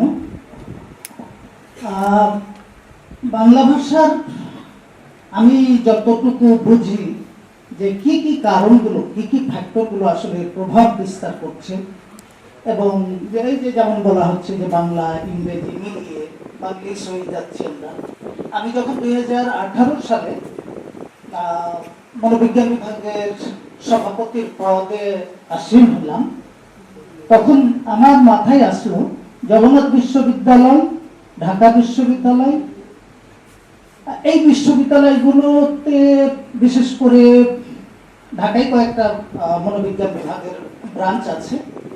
তারা যখন ইংরেজিতে পড়ে পরীক্ষা দেয়, পরীক্ষা লিখে, কিংবা ভাইভা ভার্সিটিতে গিয়ে যখন ইংরেজিতে উত্তর লিখে একটা লাইন মুখস্থ বললেই যথেষ্ট মনে হয়, তখন দেখা যাচ্ছে যে আমাদের রাজশাহী বিশ্ববিদ্যালয়ের মনোবিজ্ঞান বিভাগের শিক্ষার্থীরা পিছিয়ে পড়ছে কিংবা ভাইভাতে ভালো নম্বর পাচ্ছে। ওকে, আপনাদেরকে অনেক ধন্যবাদ যারা প্রশ্ন করেছেন। বিশেষ করে আবহাওয়ার কারণে আমি যা বলবো ভেবেছিলাম অর্ধেকটা বলিনি প্রথমে, তো এখনো যেহেতু সবাই বসে আছেন আমি একটু বিস্মিত যাচ্ছি। তো যে প্রশ্নগুলো আপনারা করেছেন তার দু একটা সবগুলো উত্তর দেওয়া আমার পক্ষে সম্ভব নয়। আমি প্রথমে বলতে যাচ্ছি আজকের আলোচ্য সূচি কি, উচ্চশিক্ষায় বাংলা প্রবর্তনের সমস্যা। মানে বাংলা প্রবর্তন কেন করা যাচ্ছে না তার এক নম্বর সমস্যা হচ্ছে আমাদের সামাজিক ইচ্ছা নাই। সমাজ বলতে কি বোঝায়? রাষ্ট্রের নাগরিক এবং তার পরিচালক মন্ডলী, যাকে সরকার বলি আমরা। এই জায়গাতে আমি আটকে গেছি।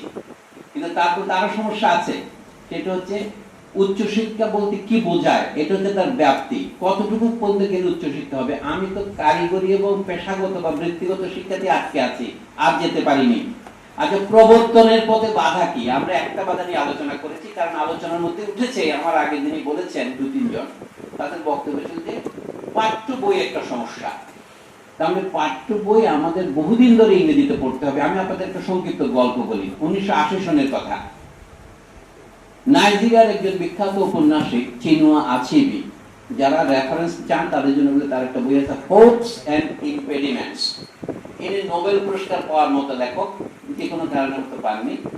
তো সেই ভদ্রলোক তার অভিজ্ঞতার কথা লিখছেন এই প্রবন্ধের মধ্যে। তিনি জাপানে গিয়েছিলেন 1980 সনে। সেখানে ওয়াসেদা বলে একটা ইউনিভার্সিটি আছে, সেখানে এক প্রফেসরের সাথে তার দেখা। ইনি ইংরেজি সাহিত্যের অধ্যাপক, চিনুয়া আচিবি।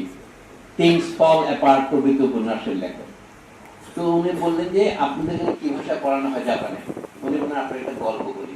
জাপানে যেটাকে মেইজি রেস্টোরেশন বলা হয়, জাপানে আধুনিকতার জন্য যে নতুন রাজ পরিবারকে ক্ষমতায় বসানো হয়, সংক্ষেপে বলছি 1868 সনে। তার প্রায় 12 বছর পরে উনি বললেন যে কি আমার দাদা পিতামহ বিশ্ববিদ্যালয়ে ভর্তি হন জাপানের টোকিওতে।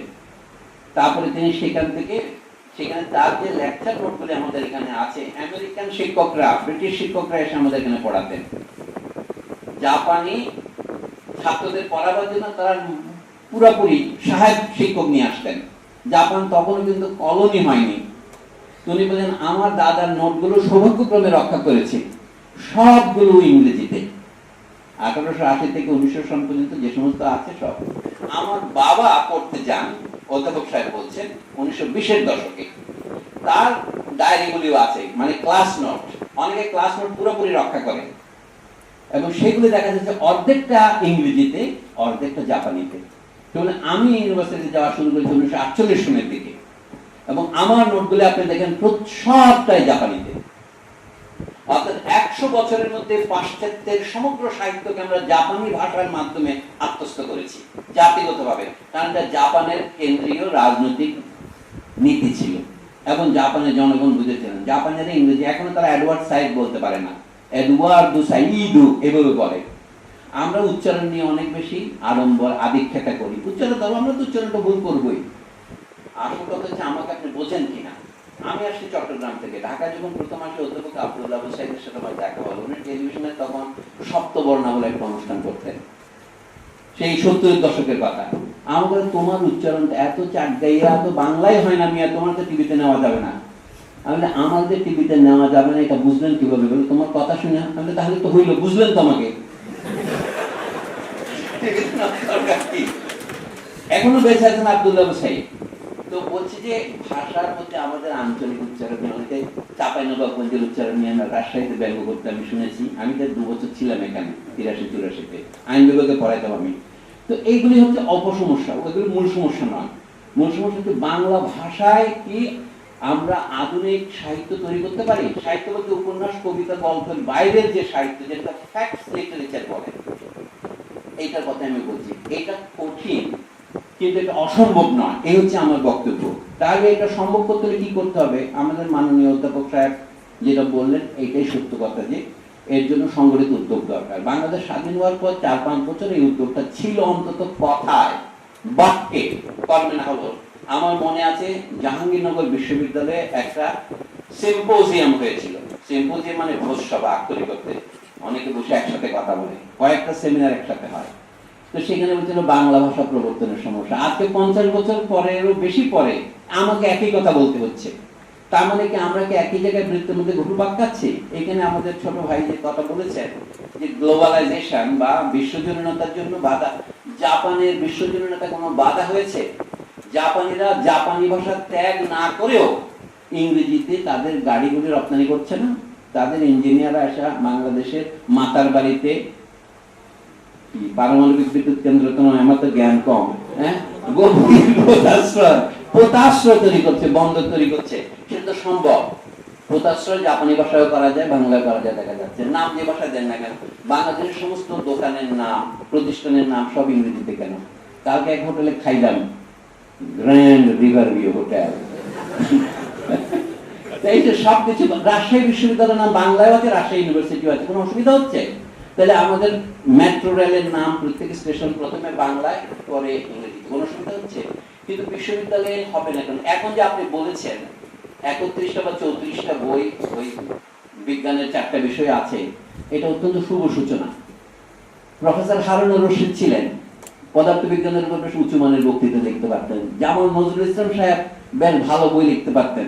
মানে এটা হচ্ছে নমুনা, ওটা দিয়ে আমার পড়াশোনা সবটা হবে না। ইংরেজি আমাদের বহু বছর পড়তে হবে, ধরেন 50 বছর পড়তে হবে।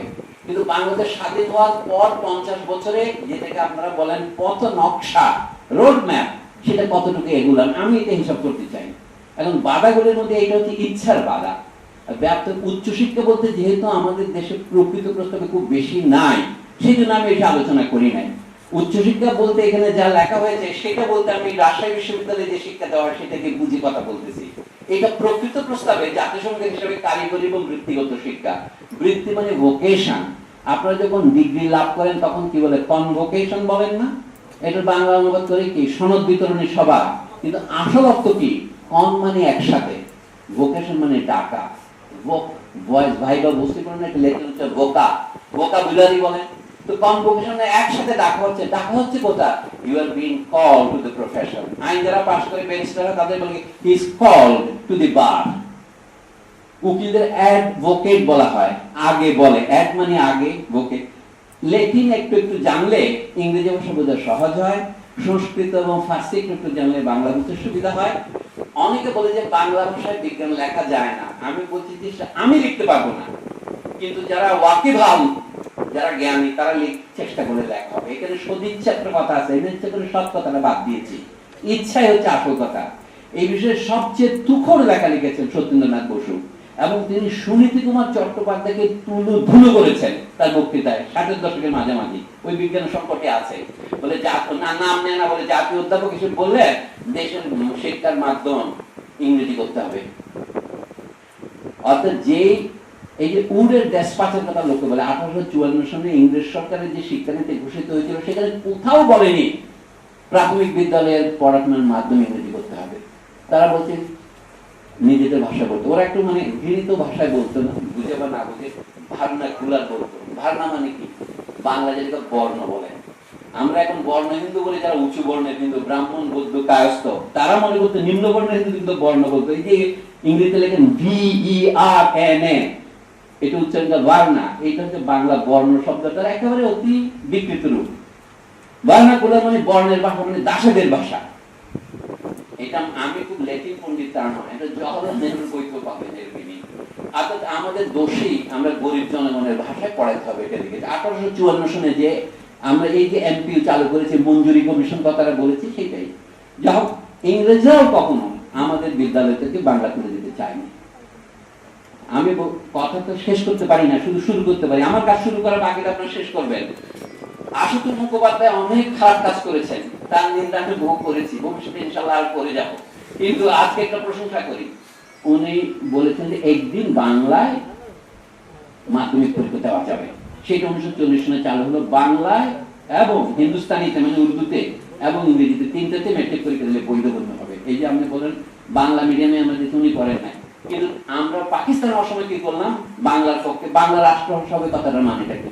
পরিষ্কার লেখা ছিল 21 দফা 1954 সনে যুক্ত ফ্রন্টে যে বাংলায় উচ্চশিক্ষা দিতে হবে। এই বিষয়ে কোনো অস্পষ্টতা তারা রাখেননি। তারপরে বাংলায় যেন পাকিস্তানের সিভিল সার্ভিস পরীক্ষা দেওয়া যায়, সুপিরিয়র সার্ভিস পরীক্ষা দেওয়া যায়, সেটা বিধান থাকতে হবে। কিন্তু প্রকৃত প্রস্তাবে যারা সিভিল সার্ভিসে ভালো আসন পেয়েছেন তারা ইংরেজিতে দিয়েছেন, কারণ তাদের পাঞ্জাবিদের সাথে প্রতিযোগিতা করতে হয়েছে।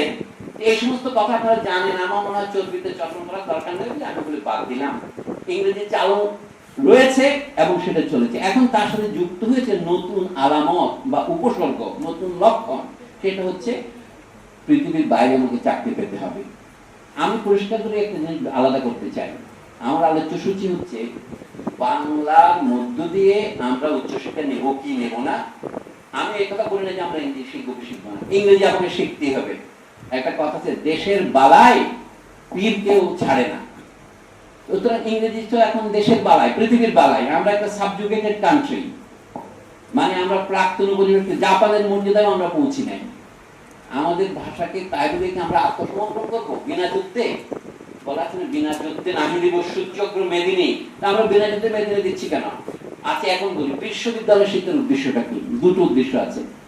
আমি ব্যক্তিগতভাবে ডিগ্রি নিয়ে চাকরি করতে চাই, পৃথিবীতে নিজের মুখ উজ্জ্বল করতে চাই, পরিবারের মুখ উজ্জ্বল করতে চাই, শেষে বলি দেশেরও মুখ উজ্জ্বল করতে চাই, তাই না? রাধা বিনোদ পাল 1945 সালে জাপানে যে যুদ্ধাপরাধের বিচার ট্রাইব্যুনাল হয়েছিল, আমাদের কুষ্টিয়ার মানুষ, তিনি সেখানে বিচারক ছিলেন, তিনি জাপানিদের পক্ষে খালার দোয়ার রায় দিয়েছিলেন। আমরা গৌরববোধ করছি কি এটা বলে ভিকারিয়াস প্লেজার। আমার দেশের একটা সন্তান পৃথিবীর এত বড় বিচারক হয়েছেন, তাই না? কিন্তু সেটাই বিশ্ববিদ্যালয়ের একমাত্র অবদান নয়। বিশ্ববিদ্যালয়ের অবদান হচ্ছে এই দেশের ভাষা সাহিত্য, যাকে এক বাক্যে সংস্কৃতি বলে, তাতে বিশ্ববিদ্যালয়ের অবদান। বিশ্ববিদ্যালয় আমার সাহিত্যকে বর্ধিত করবে। এখন বিশ্ববিদ্যালয়ের যে সব ব্যক্তির উন্নতির জন্য আমার সার্টিফিকেট দিয়ে বিশ্ববিদ্যালয় কার্য শেষ, তাহলে এই বিশ্ববিদ্যালয়ে হিব্রু ভাষায় চললে অসুবিধা কি? ইংরেজি চললে অসুবিধা কি? আমি ইংরেজি শিক্ষার বিরুদ্ধে নয়, ইংরেজি সাহিত্যের বিরুদ্ধে নয়। আমি দেখলাম ইংরেজি বিভাগে আমার যারা কলিগ আছে তারা বলে এই লোক তো ইংরেজির বিরোধী, এই লোক তো হুজুর, এই তো মৌলবী। মানে আমাকে প্রায় হুজুর বলে আমার বিশ্ববিদ্যালয়ে করিডোর দিয়ে যাক আসলে বলে হুজুর যায়। মানে অর্থাৎ কথা হচ্ছে কি, কেউ যখন আপনাকে অপদস্থ করতে চায়, আপনি যেটা বলেন না সেটা দিয়ে আপনাকে আক্রমণ করেন। আমি যেটা বলেছি সেটা আক্রমণ করুক। আমি তো ইংরেজি বিভাগ বন্ধ করে দিতে বলি না। আমি বলছি ইংরেজি বিভাগের পাশাপাশি জাপানিরা যেমন করেছে ফরাসি বিভাগ, রুশ বিভাগ, জার্মান বিভাগ চালু করেন। দেখি কয়জন পড়ে। যদি আপনার বিশুদ্ধ প্রেম থাকে ইউরোপীয় ভাষা এবং সাহিত্য শেখার জন্য, ইংরেজি ভাষা এবং সাহিত্য একমাত্র ইউরোপীয় সাহিত্য, খুব ভালো সাহিত্য ইংরেজি জানি। আসলে আমরা ইংরেজি পড়ছি পেশার জন্য। আমি তো বাংলাটা বাদ না দিয়ে ইংরেজি পড়লে অসুবিধা দেখি। আপনি বাংলা দিয়ে উপভাষাতে দক্ষ হবেন। এমন আমাদের যারা আসলেই ভালো ছাত্র, ফয়জুল লতিফ চৌধুরী দুজনের নাম নিয়েছেন, জীবনানন্দ দাস এবং বুদ্ধদেব স্যার দুজনেই ইংরেজি ভাষা ও সাহিত্যের শিক্ষক ছিলেন। আরো অনেকেই যারা ভালো, বিষ্ণু দে তৎকালীন পঞ্চপাণ্ডব বলি, কথা বাদ দিলাম। ইংরেজি ভাষার শিক্ষকরাই কিন্তু ঘটনাচক্রে ভালো বাংলা লিখেছেন। এটা হচ্ছে একটা বাংলা। আমি বলছি কি আমাদের দেশে আরো যে আপনারা, আমি এটা অনুবাদ করেছি, আমাদের আবু মোহাম্মদ হবিবুল্লাহ বর্ধমানের লোক, রাজশাহীতে সে বসতি স্থাপন করেছিলেন, ঢাকা বিশ্ববিদ্যালয়ে গিয়েছিলেন। উনি এতই কলকাতা ভীতি ছিলেন, 1935 সালে কলকাতায় পিএইচডি করেছেন এবং সেখানে লেকচারার হয়েছিলেন ইসলামের ইতিহাসে।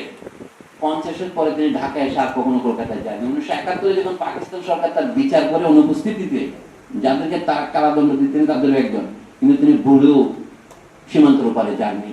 উনি বলতে এখানে মনে মরা ভালো পাকিস্তানিদের হাতে, ওখানে যাওয়ার চাইতে। দেখেন কি পরিমাণ দুঃখ নিয়ে এসেছিলেন, সে কথা না বললেও চলে।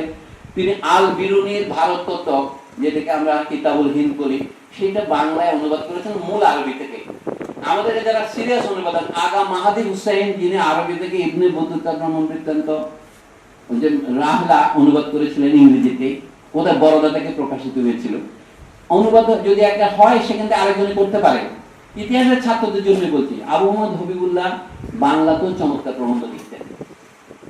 হুমায়ুন কবির সম্পাদিত চতুরঙ্গ পত্রিকা তিনি যে প্রবন্ধগুলি লিখতেন 1940-এর দশকে, 30-এর দশকে, সেগুলি পরে সমাজ, সংস্কৃতি ও ইতিহাস নামে বেরিয়েছে। আজকাল এটা দ্বিতীয় সংস্করণ হয়েছে।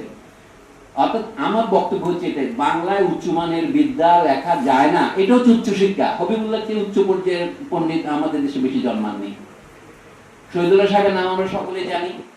আমি প্রফেসর আব্দুল রাজ্জাকের সাথে পরিচিত ছিলাম, তাকে জিজ্ঞাসা করেছি, দেখলাম যে তিনি যে কয়েকজন পণ্ডিতকে সত্যিকারের শ্রদ্ধা করেন, হবিবুল্লাহ সাহেব তাদের একজন। হবিবুল্লাহর জন্ম 1911, রাজ্জাক সাহেবের জন্ম 1912, যদি বা কাগজে লেখা আছে 1914। উনি বলেন হবিবুল্লাহ আসলে ভালো পণ্ডিত।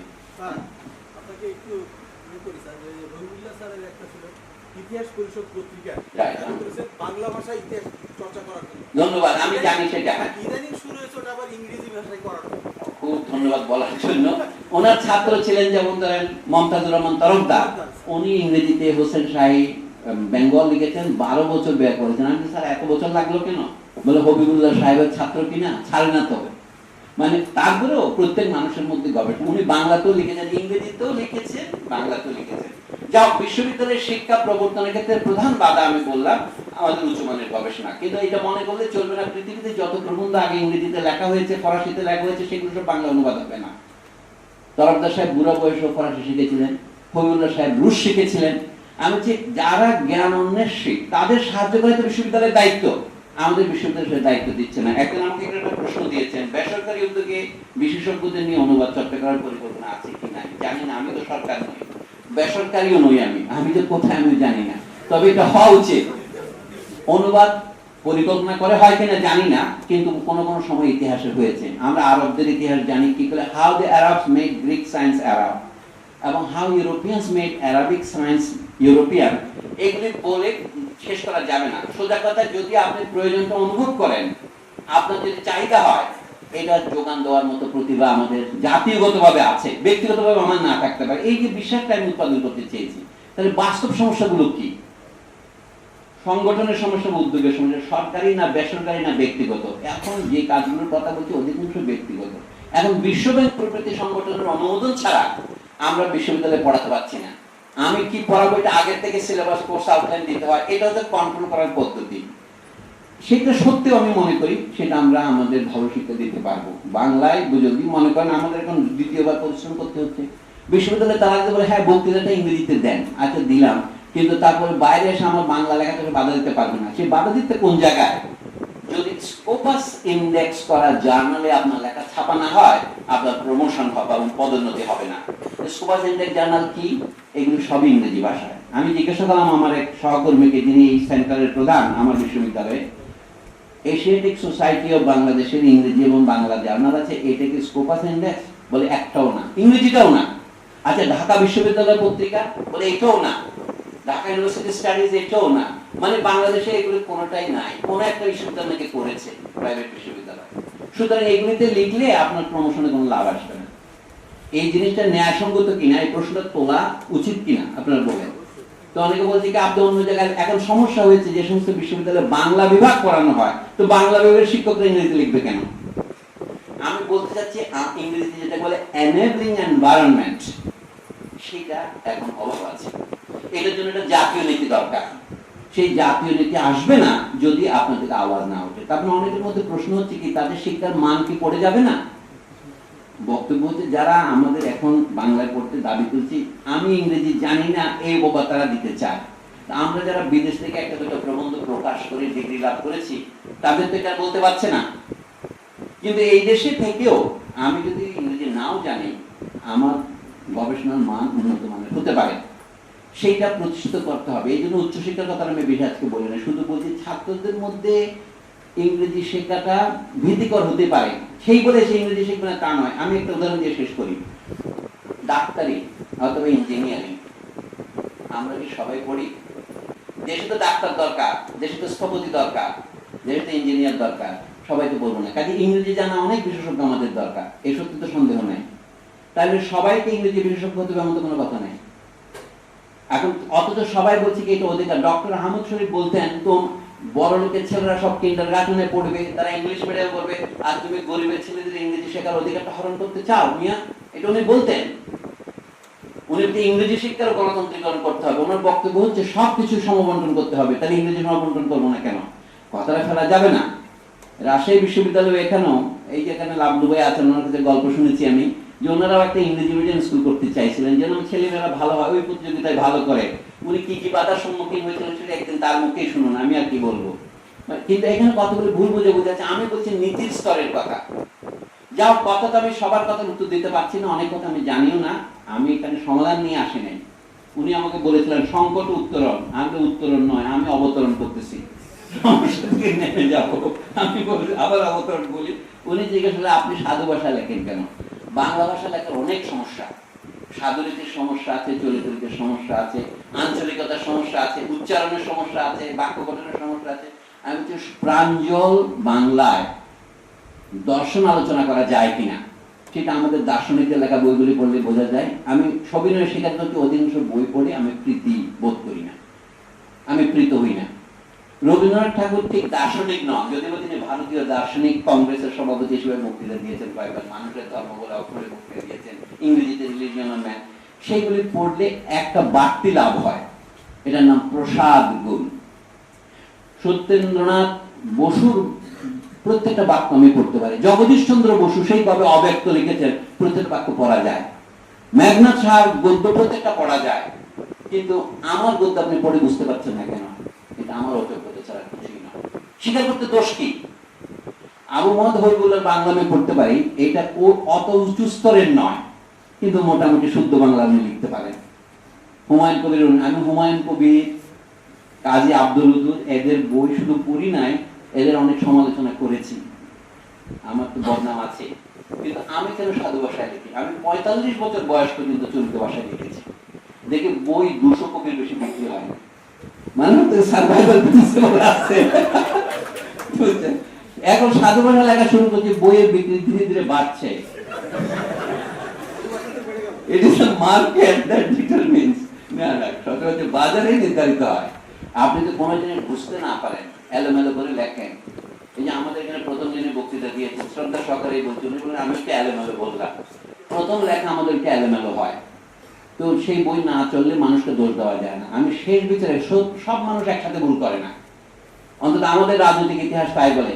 মানুষ অনেক সময় ঝড়ের পূর্বে স্তব্ধ হয়ে থাকে, যেমন এখন আছে, কিন্তু যখন ঝড় ভাঙে তখন কিভাবে বৃষ্টি আসবে কাল সন্ধ্যার মতো আল্লাহ মালুম। আমি জানি যে বাংলা ভাষায় যদি আমরা শিক্ষা দিলে দেশের উপকার হবে এবং তার সাথে আমার উপকার হবে, এই দুটো যদি মিলাতে পারি তাহলে হবে। আমরা ব্যক্তি স্বার্থ দ্বারা পরিচালিত হই, কিন্তু জাতীয় স্বার্থকে আমরা উপেক্ষা করতে পারি না। কেন পারি না? এই যে আমরা এই যে একটা শব্দ বলি না, ফ্যামিলি, ফ্যামিলি মানে আমার পরিবার, আর তারপরে একটা ওখান থেকে বিশেষণ তৈরি হয়েছে ফ্যামিলিয়ার। এই অনুবাদ তুমি কখনো আমি পারিবারিক করবেন না। কি অনুবাদ করবেন? যে এই লোকটা আমার সুপরিচিত, মানে ফ্যামিলির লোককে যেভাবে চিনি একে সেভাবে চিনি, এই বিষয়টা আমি সেভাবে জানি। Bengali has to B familiar with me, তাই না? তার সাথে মিলিয়ন যোগ করেন তাহলে ইট শুড বি ফ্যামিলিয়নিয়াম, মানে এটাকে টাকাও আসতে হবে, মিলিয়ন আসতে হবে। তো বই লিখে তো কেউ বড় লোক হয় না, কেউ কেউ হয়, হুমায়ুন আহমেদ তো হয়েছিলেন, কিন্তু ফিজিক্সের বই লিখে বড় লোক হওয়ার সম্ভাবনা নেই। দেশের এটা আলোচনা করার সুযোগ আপনারা দিয়েছেন, সেই জন্য আমি ধন্যবাদ জানাচ্ছি। বিশ্ববিদ্যালয়ের অবদান জাতীয় ক্ষেত্রে কি হবে, মানে জাতীয় সাহিত্যের ক্ষেত্রে কি হবে, এটা তাকালে বোঝা যায়। আমি প্রায় সময় বলি ঢাকা বিশ্ববিদ্যালয় তৈরি হয়েছে 100 বছরের মতো। এটা বলার সময় অনেকে আমার নিন্দা করেন। সেখানে অর্থনীতি বিভাগ, আমি একটু অর্থনীতি পড়েছি 14 বছর, সেই জন্য বলছি। তো অর্থনীতির যে মূল গ্রন্থগুলো, কেউ কেউ এগুলো পশ্চিমবঙ্গে বাংলা অনুবাদ করেছেন। আমি রাজশাহীতে একটা বই পেয়েছিলাম, কস্তুর চাঁদ লালুয়ানি, মানে আপনি বুঝতে পারছেন আগরওয়ালা টাইপের নাম, উনি বাংলা চমৎকার লিখেছেন। যেমন জন ম্যানার্ড কেইন্সের general theory of employment, interest and money, এটা বাংলা অনুবাদ করেছিলেন 1930-এর দশকে। ওই বই বেরিয়েছে ইংরেজিতে 36-এ, উনি 40-এর কাছাকাছি অনুবাদ করেছেন। উনি আরো অনুবাদ করেছেন রিকার্ডোর political economy of taxation, Bangla অনুবাদ হয়েছে, সেগুলো এখন হারিয়ে গেছে। এই রাজশাহীতে হবিবুল্লাহ সাহেবের বাড়িতে আমি বইটা পেয়েছিলাম, লালুয়ানির বইটা। আমি নিয়ে গিয়ে ঢাকা বিশ্ববিদ্যালয়ের আইডিয়া লাইব্রেরিতে জমা দিলাম, তারা হারিয়ে ফেলেছে। তার মর্যাদাই বোঝে না, আমি তো দুঃখের সাথে বলছি, এই বই এখন হারিয়ে গেছে। কিন্তু অ্যাডাম স্মিথ, স্যার উইলিয়াম পেটি, জেমস স্টুয়ার্ট, ইকোনমিক্সের যাদের ধ্রুপদী বলা হয়, ঢাকা বিশ্ববিদ্যালয় 100 বছরও তাদের বই অনুবাদ করেনি। এবং আপনি যে বললেন এখন তারা যে হিস্ট্রি অফ ইকোনমিক থট বলে একটা বিষয় ছিল, সেটাকে অপশনাল করেছে, এটাও লোকে পড়বে না। অর্থাৎ অ্যাডাম স্মিথ না পড়েও তারা ইকোনমিস্ট হতে পারে, এটা যে গুরুতর একটা ত্রুটি। তারা যে ভালো ইকোনমিস্ট হচ্ছে না। আমি অর্থনীতি বিভাগের যত ছাত্রের সাথে পরিচয় আছে, শিক্ষক পরিচিতের সাথে, একজনকে আমি ইন্টারভিউ করে প্রমাণ পাই না যে সে অ্যাডাম স্মিথের বইয়ের সাথে পরিচিত। এমনকি অমর্ত্য সেনের মতো মহাপণ্ডিত এই সাথে পরিচিত নয়। অমর্ত্য সেনের জীবনযাত্রা অর্থনীতি বই পড়ে দেখেন, এই অধমের একটা বই আছে স্বাধীনতা ব্যবসায়, সেখানে এইসব আমি সমালোচনা করছি। অমর্ত্য সেন বা তার পূর্ণ অনুসারী এর বিন্দুমাত্র জবাব দিতে সক্ষম হননি গত 25 বছরে। আমার লেখার নাম বাংলা গদ্যে অর্থশাস্ত্র। যারা বলছেন সাধু ভাষায় লিখলে কষ্ট হয়, তাদের জন্য বলি এইটা চলিত ভাষায় লেখা, এটা পড়ে দেখতে পারেন। আচ্ছা, সাধু ভাষা সম্পর্কে এটাই বলি। সাধু ভাষা শব্দের অর্থ হচ্ছে ভদ্রলোকের ভাষা, যে ভাষা চোর ভাষা নয়। বেটা সাধু বেশে পাকা চোর অতিশয় বলেন না, ভাষা দুই প্রকারের, একটা সাধু ভাষা যেটা ভদ্রলোক সমাজে 10 জনের মধ্যে বলা যায়, আর একটা চোরা ভাষা। তো এখন তো চোরের যুগ বেড়েছে, চলিত ভাষা তো চোরা ভাষা। আর আমি বললে আপনি খেপে যাবেন, আমার সাধু ভাষাকে আপনি বলবেন অচলিত ভাষা। ভাষাকে আপনি দেখতে পারেন এটা বলে পয়েন্ট অফ ভিউ, ডিসকোর্স থেকে। যদি আপনি চলিত ভাষার দৃষ্টিকোণ থেকে দেখেন, আমি যেটা লিখি এটাকে আপনার মনে হবে অচলিত, মৃত, অপমৃত। আর আমি যেটা বলি সেই দৃষ্টিকোণ থেকে বলি, আমারটা যেহেতু সাধু, সাধু মানে সদাগরের ভাষা, সাধু লোক, ওইটা হচ্ছে চোরের ভাষা, তস্করের ভাষা। তো এখন দেশে যেহেতু চল করছেন যে আমিও কথা তো বলছি না চোরের ভাষায়, আমার বক্তব্য সব দেশের ভাষায় সাধু এবং চলিত পার্থক্য আছে, মুখের ভাষা এবং কথিত ভাষায় পার্থক্য আছে। আর বানান নিয়ে যিনি একজন প্রশ্ন করলেন তাকে বিনয়ের সাথে বলি, ইংরেজি ভাষাতে যে লাভের সাথে ই আছে নাই, এগুলি হচ্ছে আপনার অপরিচয়ের ফল। ইংরেজিতে KNOLEDG নলেজ বলে, কিন্তু আপনি তো কে উচ্চারণ করেন না, নো তো বলেন না, নো বলেন। ভাষাতে কোন শব্দের বানান কি হবে, উচ্চারণ কি হবে, তার আলাদা নিয়ম আছে। যেমন বাংলায় আপনার মুখে পদ্মা বলেন, কিন্তু লেখেন তো পদ্মা। শুধু কি তাই, আপনি বলেন কাব্য, লেখেন তো কাব্য। এটা তো অন্তস্থ মানে হচ্ছে একটু সংস্কৃতের জ, আপনি তো লেখেন যোগ, মানে লেখেন তো যোগ, বলেন তো যোগ। এটা প্রমাণ কি, বি লাগাইলে এটা বিয়োগ হয়, বিযুক্ত বলেন না। যুক্তিকে যুক্তি বলেন, যবনকে যবন বলেন। একটা উদাহরণ দিচ্ছি, আপনি লক্ষ্মণকে লক্ষণ বলেন, লক্ষ্মীকে লক্ষ্মী বলেন। সংস্কৃত থেকে বাংলা যেহেতু তার লেখালিতে ধার করেছে, আপনি মনে করেন যে এটাকে অভূতপূর্ব, অদৃষ্টপূর্ব, না তো নয়। ফার্সি ভাষা অত্যন্ত চমৎকার, মোলায়েম ভাষা, আরবি থেকে কোনো অংশ কম নয়। তো সেই ভাষাতে আরবি হরফে লিখতে বাধ্য হয়েছে ইরানিরা। তারা আরবি গ্রহণ করেনি, আরবি হরফ গ্রহণ করেছে, তার সাথে ছে, জে, পে এগুলো যোগ করেছে, তাহলে ফার্সি হয়েছে।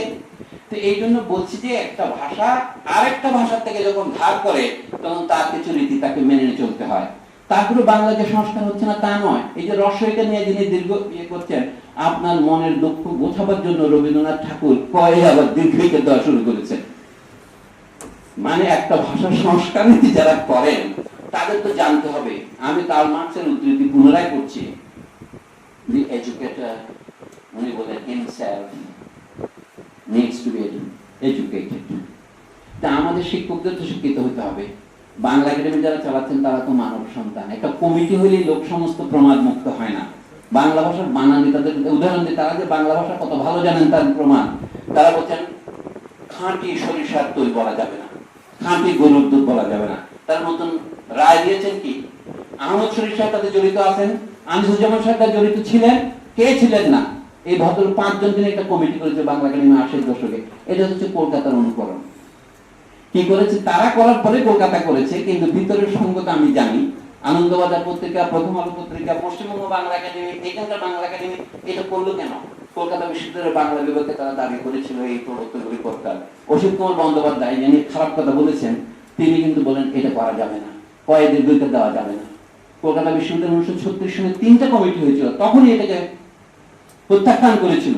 রবীন্দ্রনাথ ঠাকুর সেখানে খানিকটা বুদ্ধিমানের কাজ করেছিল। প্রথমবার যখন প্রত্যাখ্যান রবীন্দ্রনাথ বলে কি বিশ্ববিদ্যালয়ের যে বিধানকে আমি মেনে নেব, তখন তারা দ্বিতীয় সংস্করণে রবীন্দ্রনাথের কথা অনুসারে কি চালু করেছিল। কিন্তু পরে দেখলো যে এটা ভাষার অন্য ক্ষেত্রে বিপর্যয় তৈরি করে, সেটা আলোচনার সময় আমার নাই। তখন তৃতীয় রিপোর্টে, যেটা চলন্তি কবিতার শেষে কোনো মুদ্রিত আছে, বলে না বাংলায় কি শব্দে কখনো দীর্ঘইকার হবে না, একমাত্র অনেক এমফেসিস দেওয়ার জন্য। সেটা একটা আপোষ মাত্র। ভাষার কোনো বিধানই দাবি করে না যে কয়েদের বিকৃতি, তোমার নাম কি, এখানে কয়েদের বিকৃতি হবে কেন? অর্থাৎ রবীন্দ্রনাথ ঠাকুরের বাসনা পূরণ করার জন্য কলকাতা বিশ্ববিদ্যালয়ের বানান সমিতি দ্বিতীয় সংস্করণে কিছুদিনের জন্য 6 মাসের জন্য মেনে নিয়েছিলেন। এবং তখন শরৎচন্দ্র চট্টোপাধ্যায় এবং রবীন্দ্রনাথ দুইজনে লিখিত অঙ্গীকার করেছিলেন বিশ্ববিদ্যালয়ে এই বিষয়কে বিধান দেয়, আমি সেটা মানিয়ে চলিব। কিন্তু তৃতীয় সংস্করণে একই বছরে 3টা সংস্করণ হচ্ছে 1936 সনে, তখন উনি আর মেনে চললেন না। তখন শান্তিনিকেতন থেকে যত বই বিশ্বভারতী থেকে ভিতরে সবগুলিতে কয়েকদিনকে দেওয়া শুরু করলেন রবীন্দ্রনাথ। এবং সেটা এত 1982 সনে কলকাতা বিশ্ববিদ্যালয় যখন সেটা প্রত্যাখ্যান করলেন, অর্থাৎ বিশ্ববিদ্যালয়ের 50 বছরের আইনকে তারা ঊর্ধ্বে তুলে ধরলেন, তখন তারা পশ্চিমবঙ্গ বাংলা একাডেমি গঠন করলেন অন্নদাশঙ্কর রায় নেতৃত্বে। 1987 সাল থেকে পশ্চিমবঙ্গ বাংলা একাডেমি পত্রিকা বেরোলো, সেখানে কয়েক দীর্ঘিত দেওয়ার বিধান চালু করলো। সেটা এখানে তারা ভক্তের মতো অনুকরণ করলো ঢাকায়। অর্থাৎ এর কোনো ইংরেজি বলে নাইদার রাইম নর রিদম। এটা একটা অদ্ভুত ধরনের ব্যাপার হলো, সেই যে আলোচনা টেকনিক্যাল সেশন লাগবে, এখানে আলোচনা করা যাবে না। তবে আমি এটা বলছি, এটা একটা লিখলে মৃত পড়তে পারেন, মৃতও পড়তে পারেন। বাংলায় কোথায় অ হবে হলন্ত হবে, কোথায় হসন্ত হবে, রামমোহনের এই ক্ষুদ্র ব্যাকরণের সব আলোচনা আছে। আমি আর বেশি বলতে চাই না। বাংলা একাডেমির আমি জিজ্ঞাসা করেছি সমাজে, এরা একজনও রামমোহনের ব্যাকরণ পড়েননি। অর্থাৎ রামমোহনের ব্যাকরণ বাজারে পাওয়া যায়, কিন্তু বাংলাটা গৌরীয় ব্যাকরণ তার রচনাগুলিতে আছেন। তারা হয়তো এটা পড়েননি, অথবা তারা এর অর্থ অনুধাবন করতে সক্ষম হয়নি। আমাকে একাই কেন এই কথা বলতে হবে? আমাদের বাংলা বিভাগের পণ্ডিতরা কোথায়? আসুন না, একটা আমি আমার এই লেখা পাঠিয়েছি, আনিসুজ্জামান সাহেব 10 বছর এটা বক্কে ধারণ করার পর এই বিশ্বলোক ত্যাগ করেছেন, কোন উত্তর দেন। ধন্যবাদ।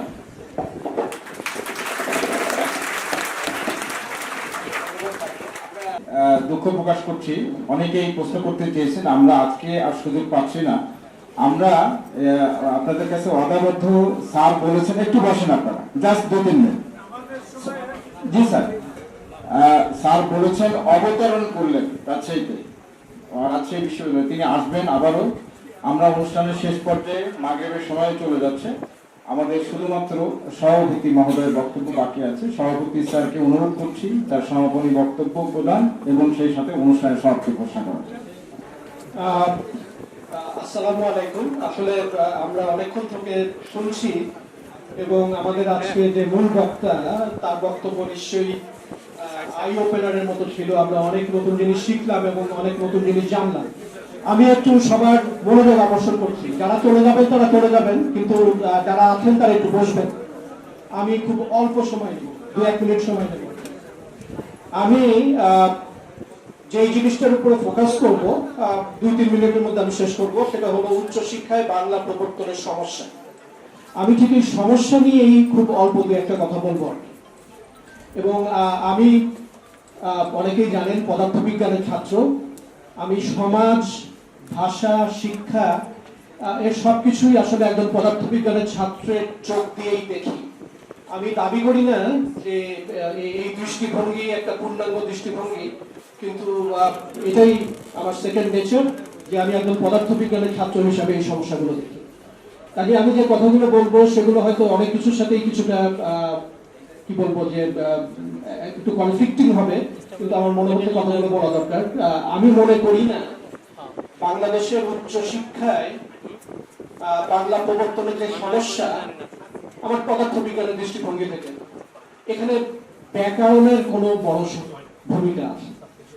পুষ্টিকার থাকবে না দীর্ঘিকার থাকবে, এই ধরনের ইস্যুগুলো বাংলাদেশের উচ্চশিক্ষায় বাংলা ভাষা প্রবর্তনের জন্য খুব জরুরি ইস্যু না। যেটা হয়েছে, যেটা শ্রদ্ধাভাজন প্রফেসর ডক্টর সলিমুল্লাহ খান বলেছেন, ইচ্ছা। ইংরেজি আমাদের যে সাইকি, সেখানে এটা শুধু ভাষা না, এটাকে আমরা স্মার্টনেস, আমি কোট আনকোটের মধ্যে রাখছি, এটাকে আমরা smartness, power, even knowledge and উইজডমের অংশ বানিয়ে ফেলেছি। এবং এই অংশ আমরা কেন বানালাম সেটা হলো একটা গুরুত্বপূর্ণ প্রশ্ন।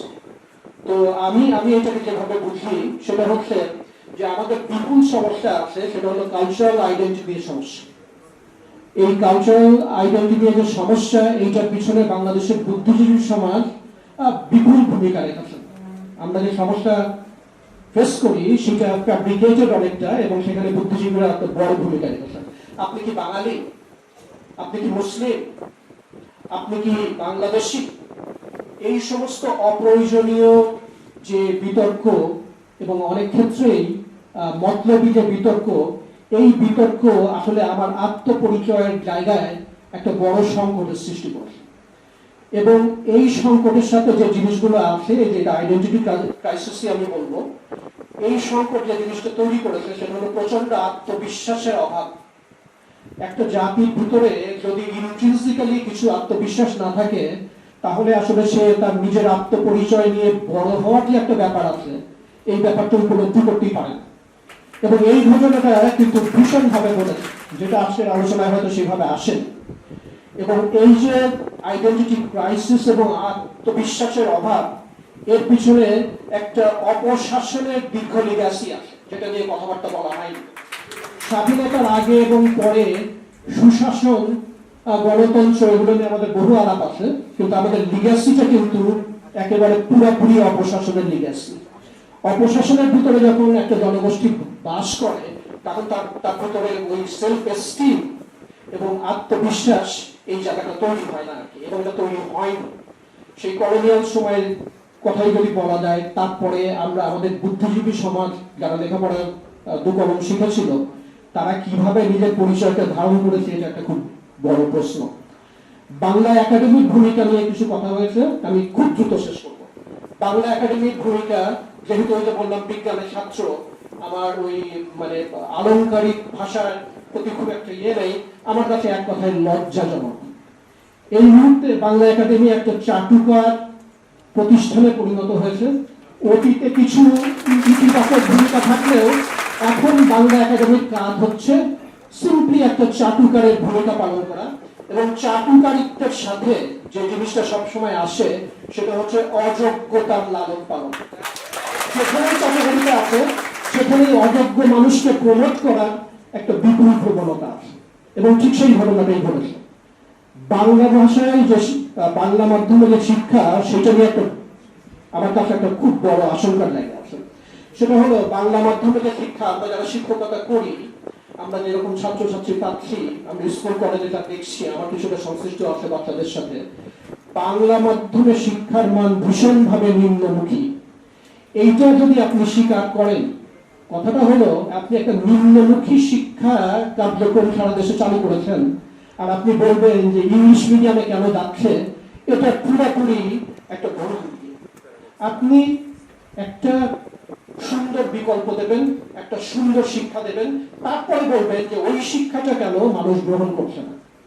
ইংরেজি মাধ্যমের শিক্ষা যে খুব উচ্চ মানের তা না, কিন্তু বাংলা মাধ্যমের শিক্ষা বিভিন্ন সার্কাসই আমি বলবো, বিভিন্ন সার্কাসের ভিতর দিয়ে আজকে এখানে যে জায়গায় এসে দাঁড়িয়েছে, তাতে একজন সামর্থ্যবান পিতা বা একটা পরিবার, পিতা মাতা, তারা যদি তাদের সন্তানকে ইংরেজি মাধ্যমে পড়াতে চায়, আমি তাদের এক বিন্দু দোষ দিই না।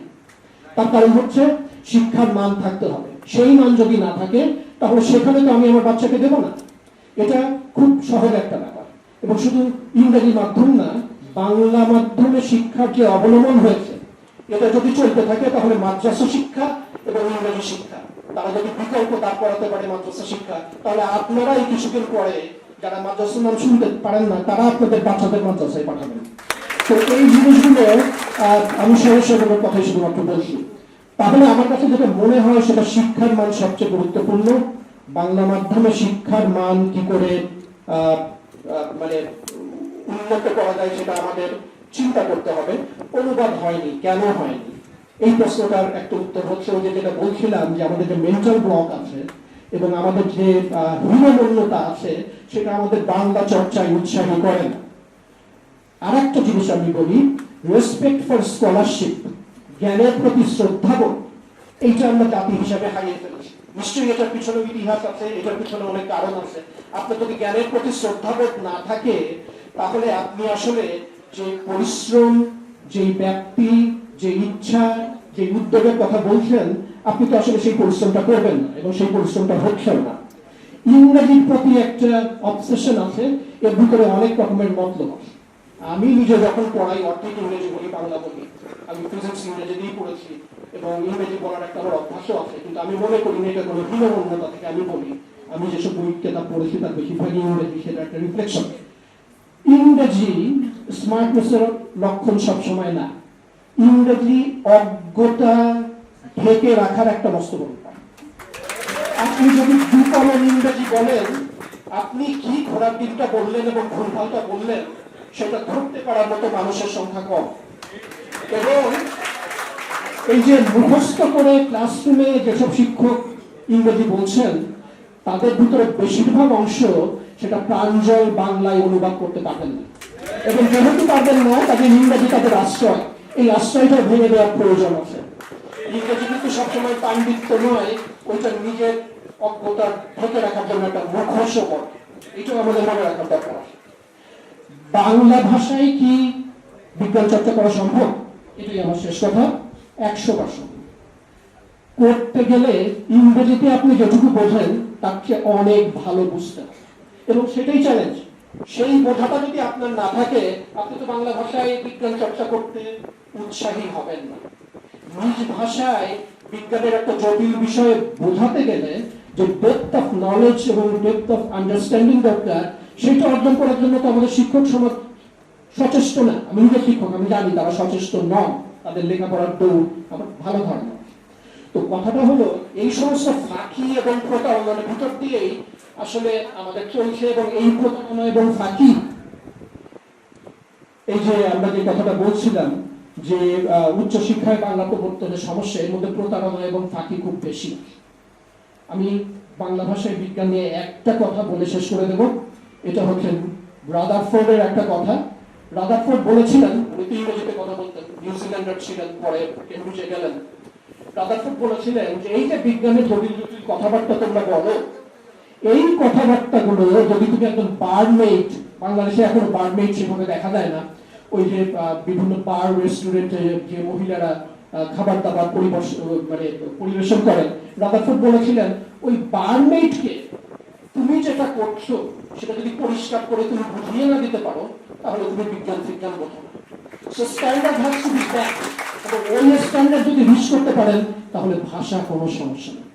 তো আজকে এই অসাধারণ আয়োজনের জন্য সেন্টার ফর হেরিটেজ স্টাডিজ, আমি তাদের ধন্যবাদ জানাই। তারা এই সমস্ত আয়োজন করেছেন এবং অসম্ভব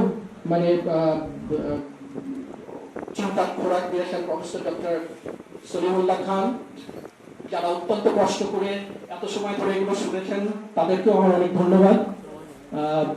আপনারা সবাই ভালো থাকবেন, সকলের কল্যাণ কামনা করছি এবং অনুষ্ঠানের সমাপ্তি কামনা করছি। ধন্যবাদ।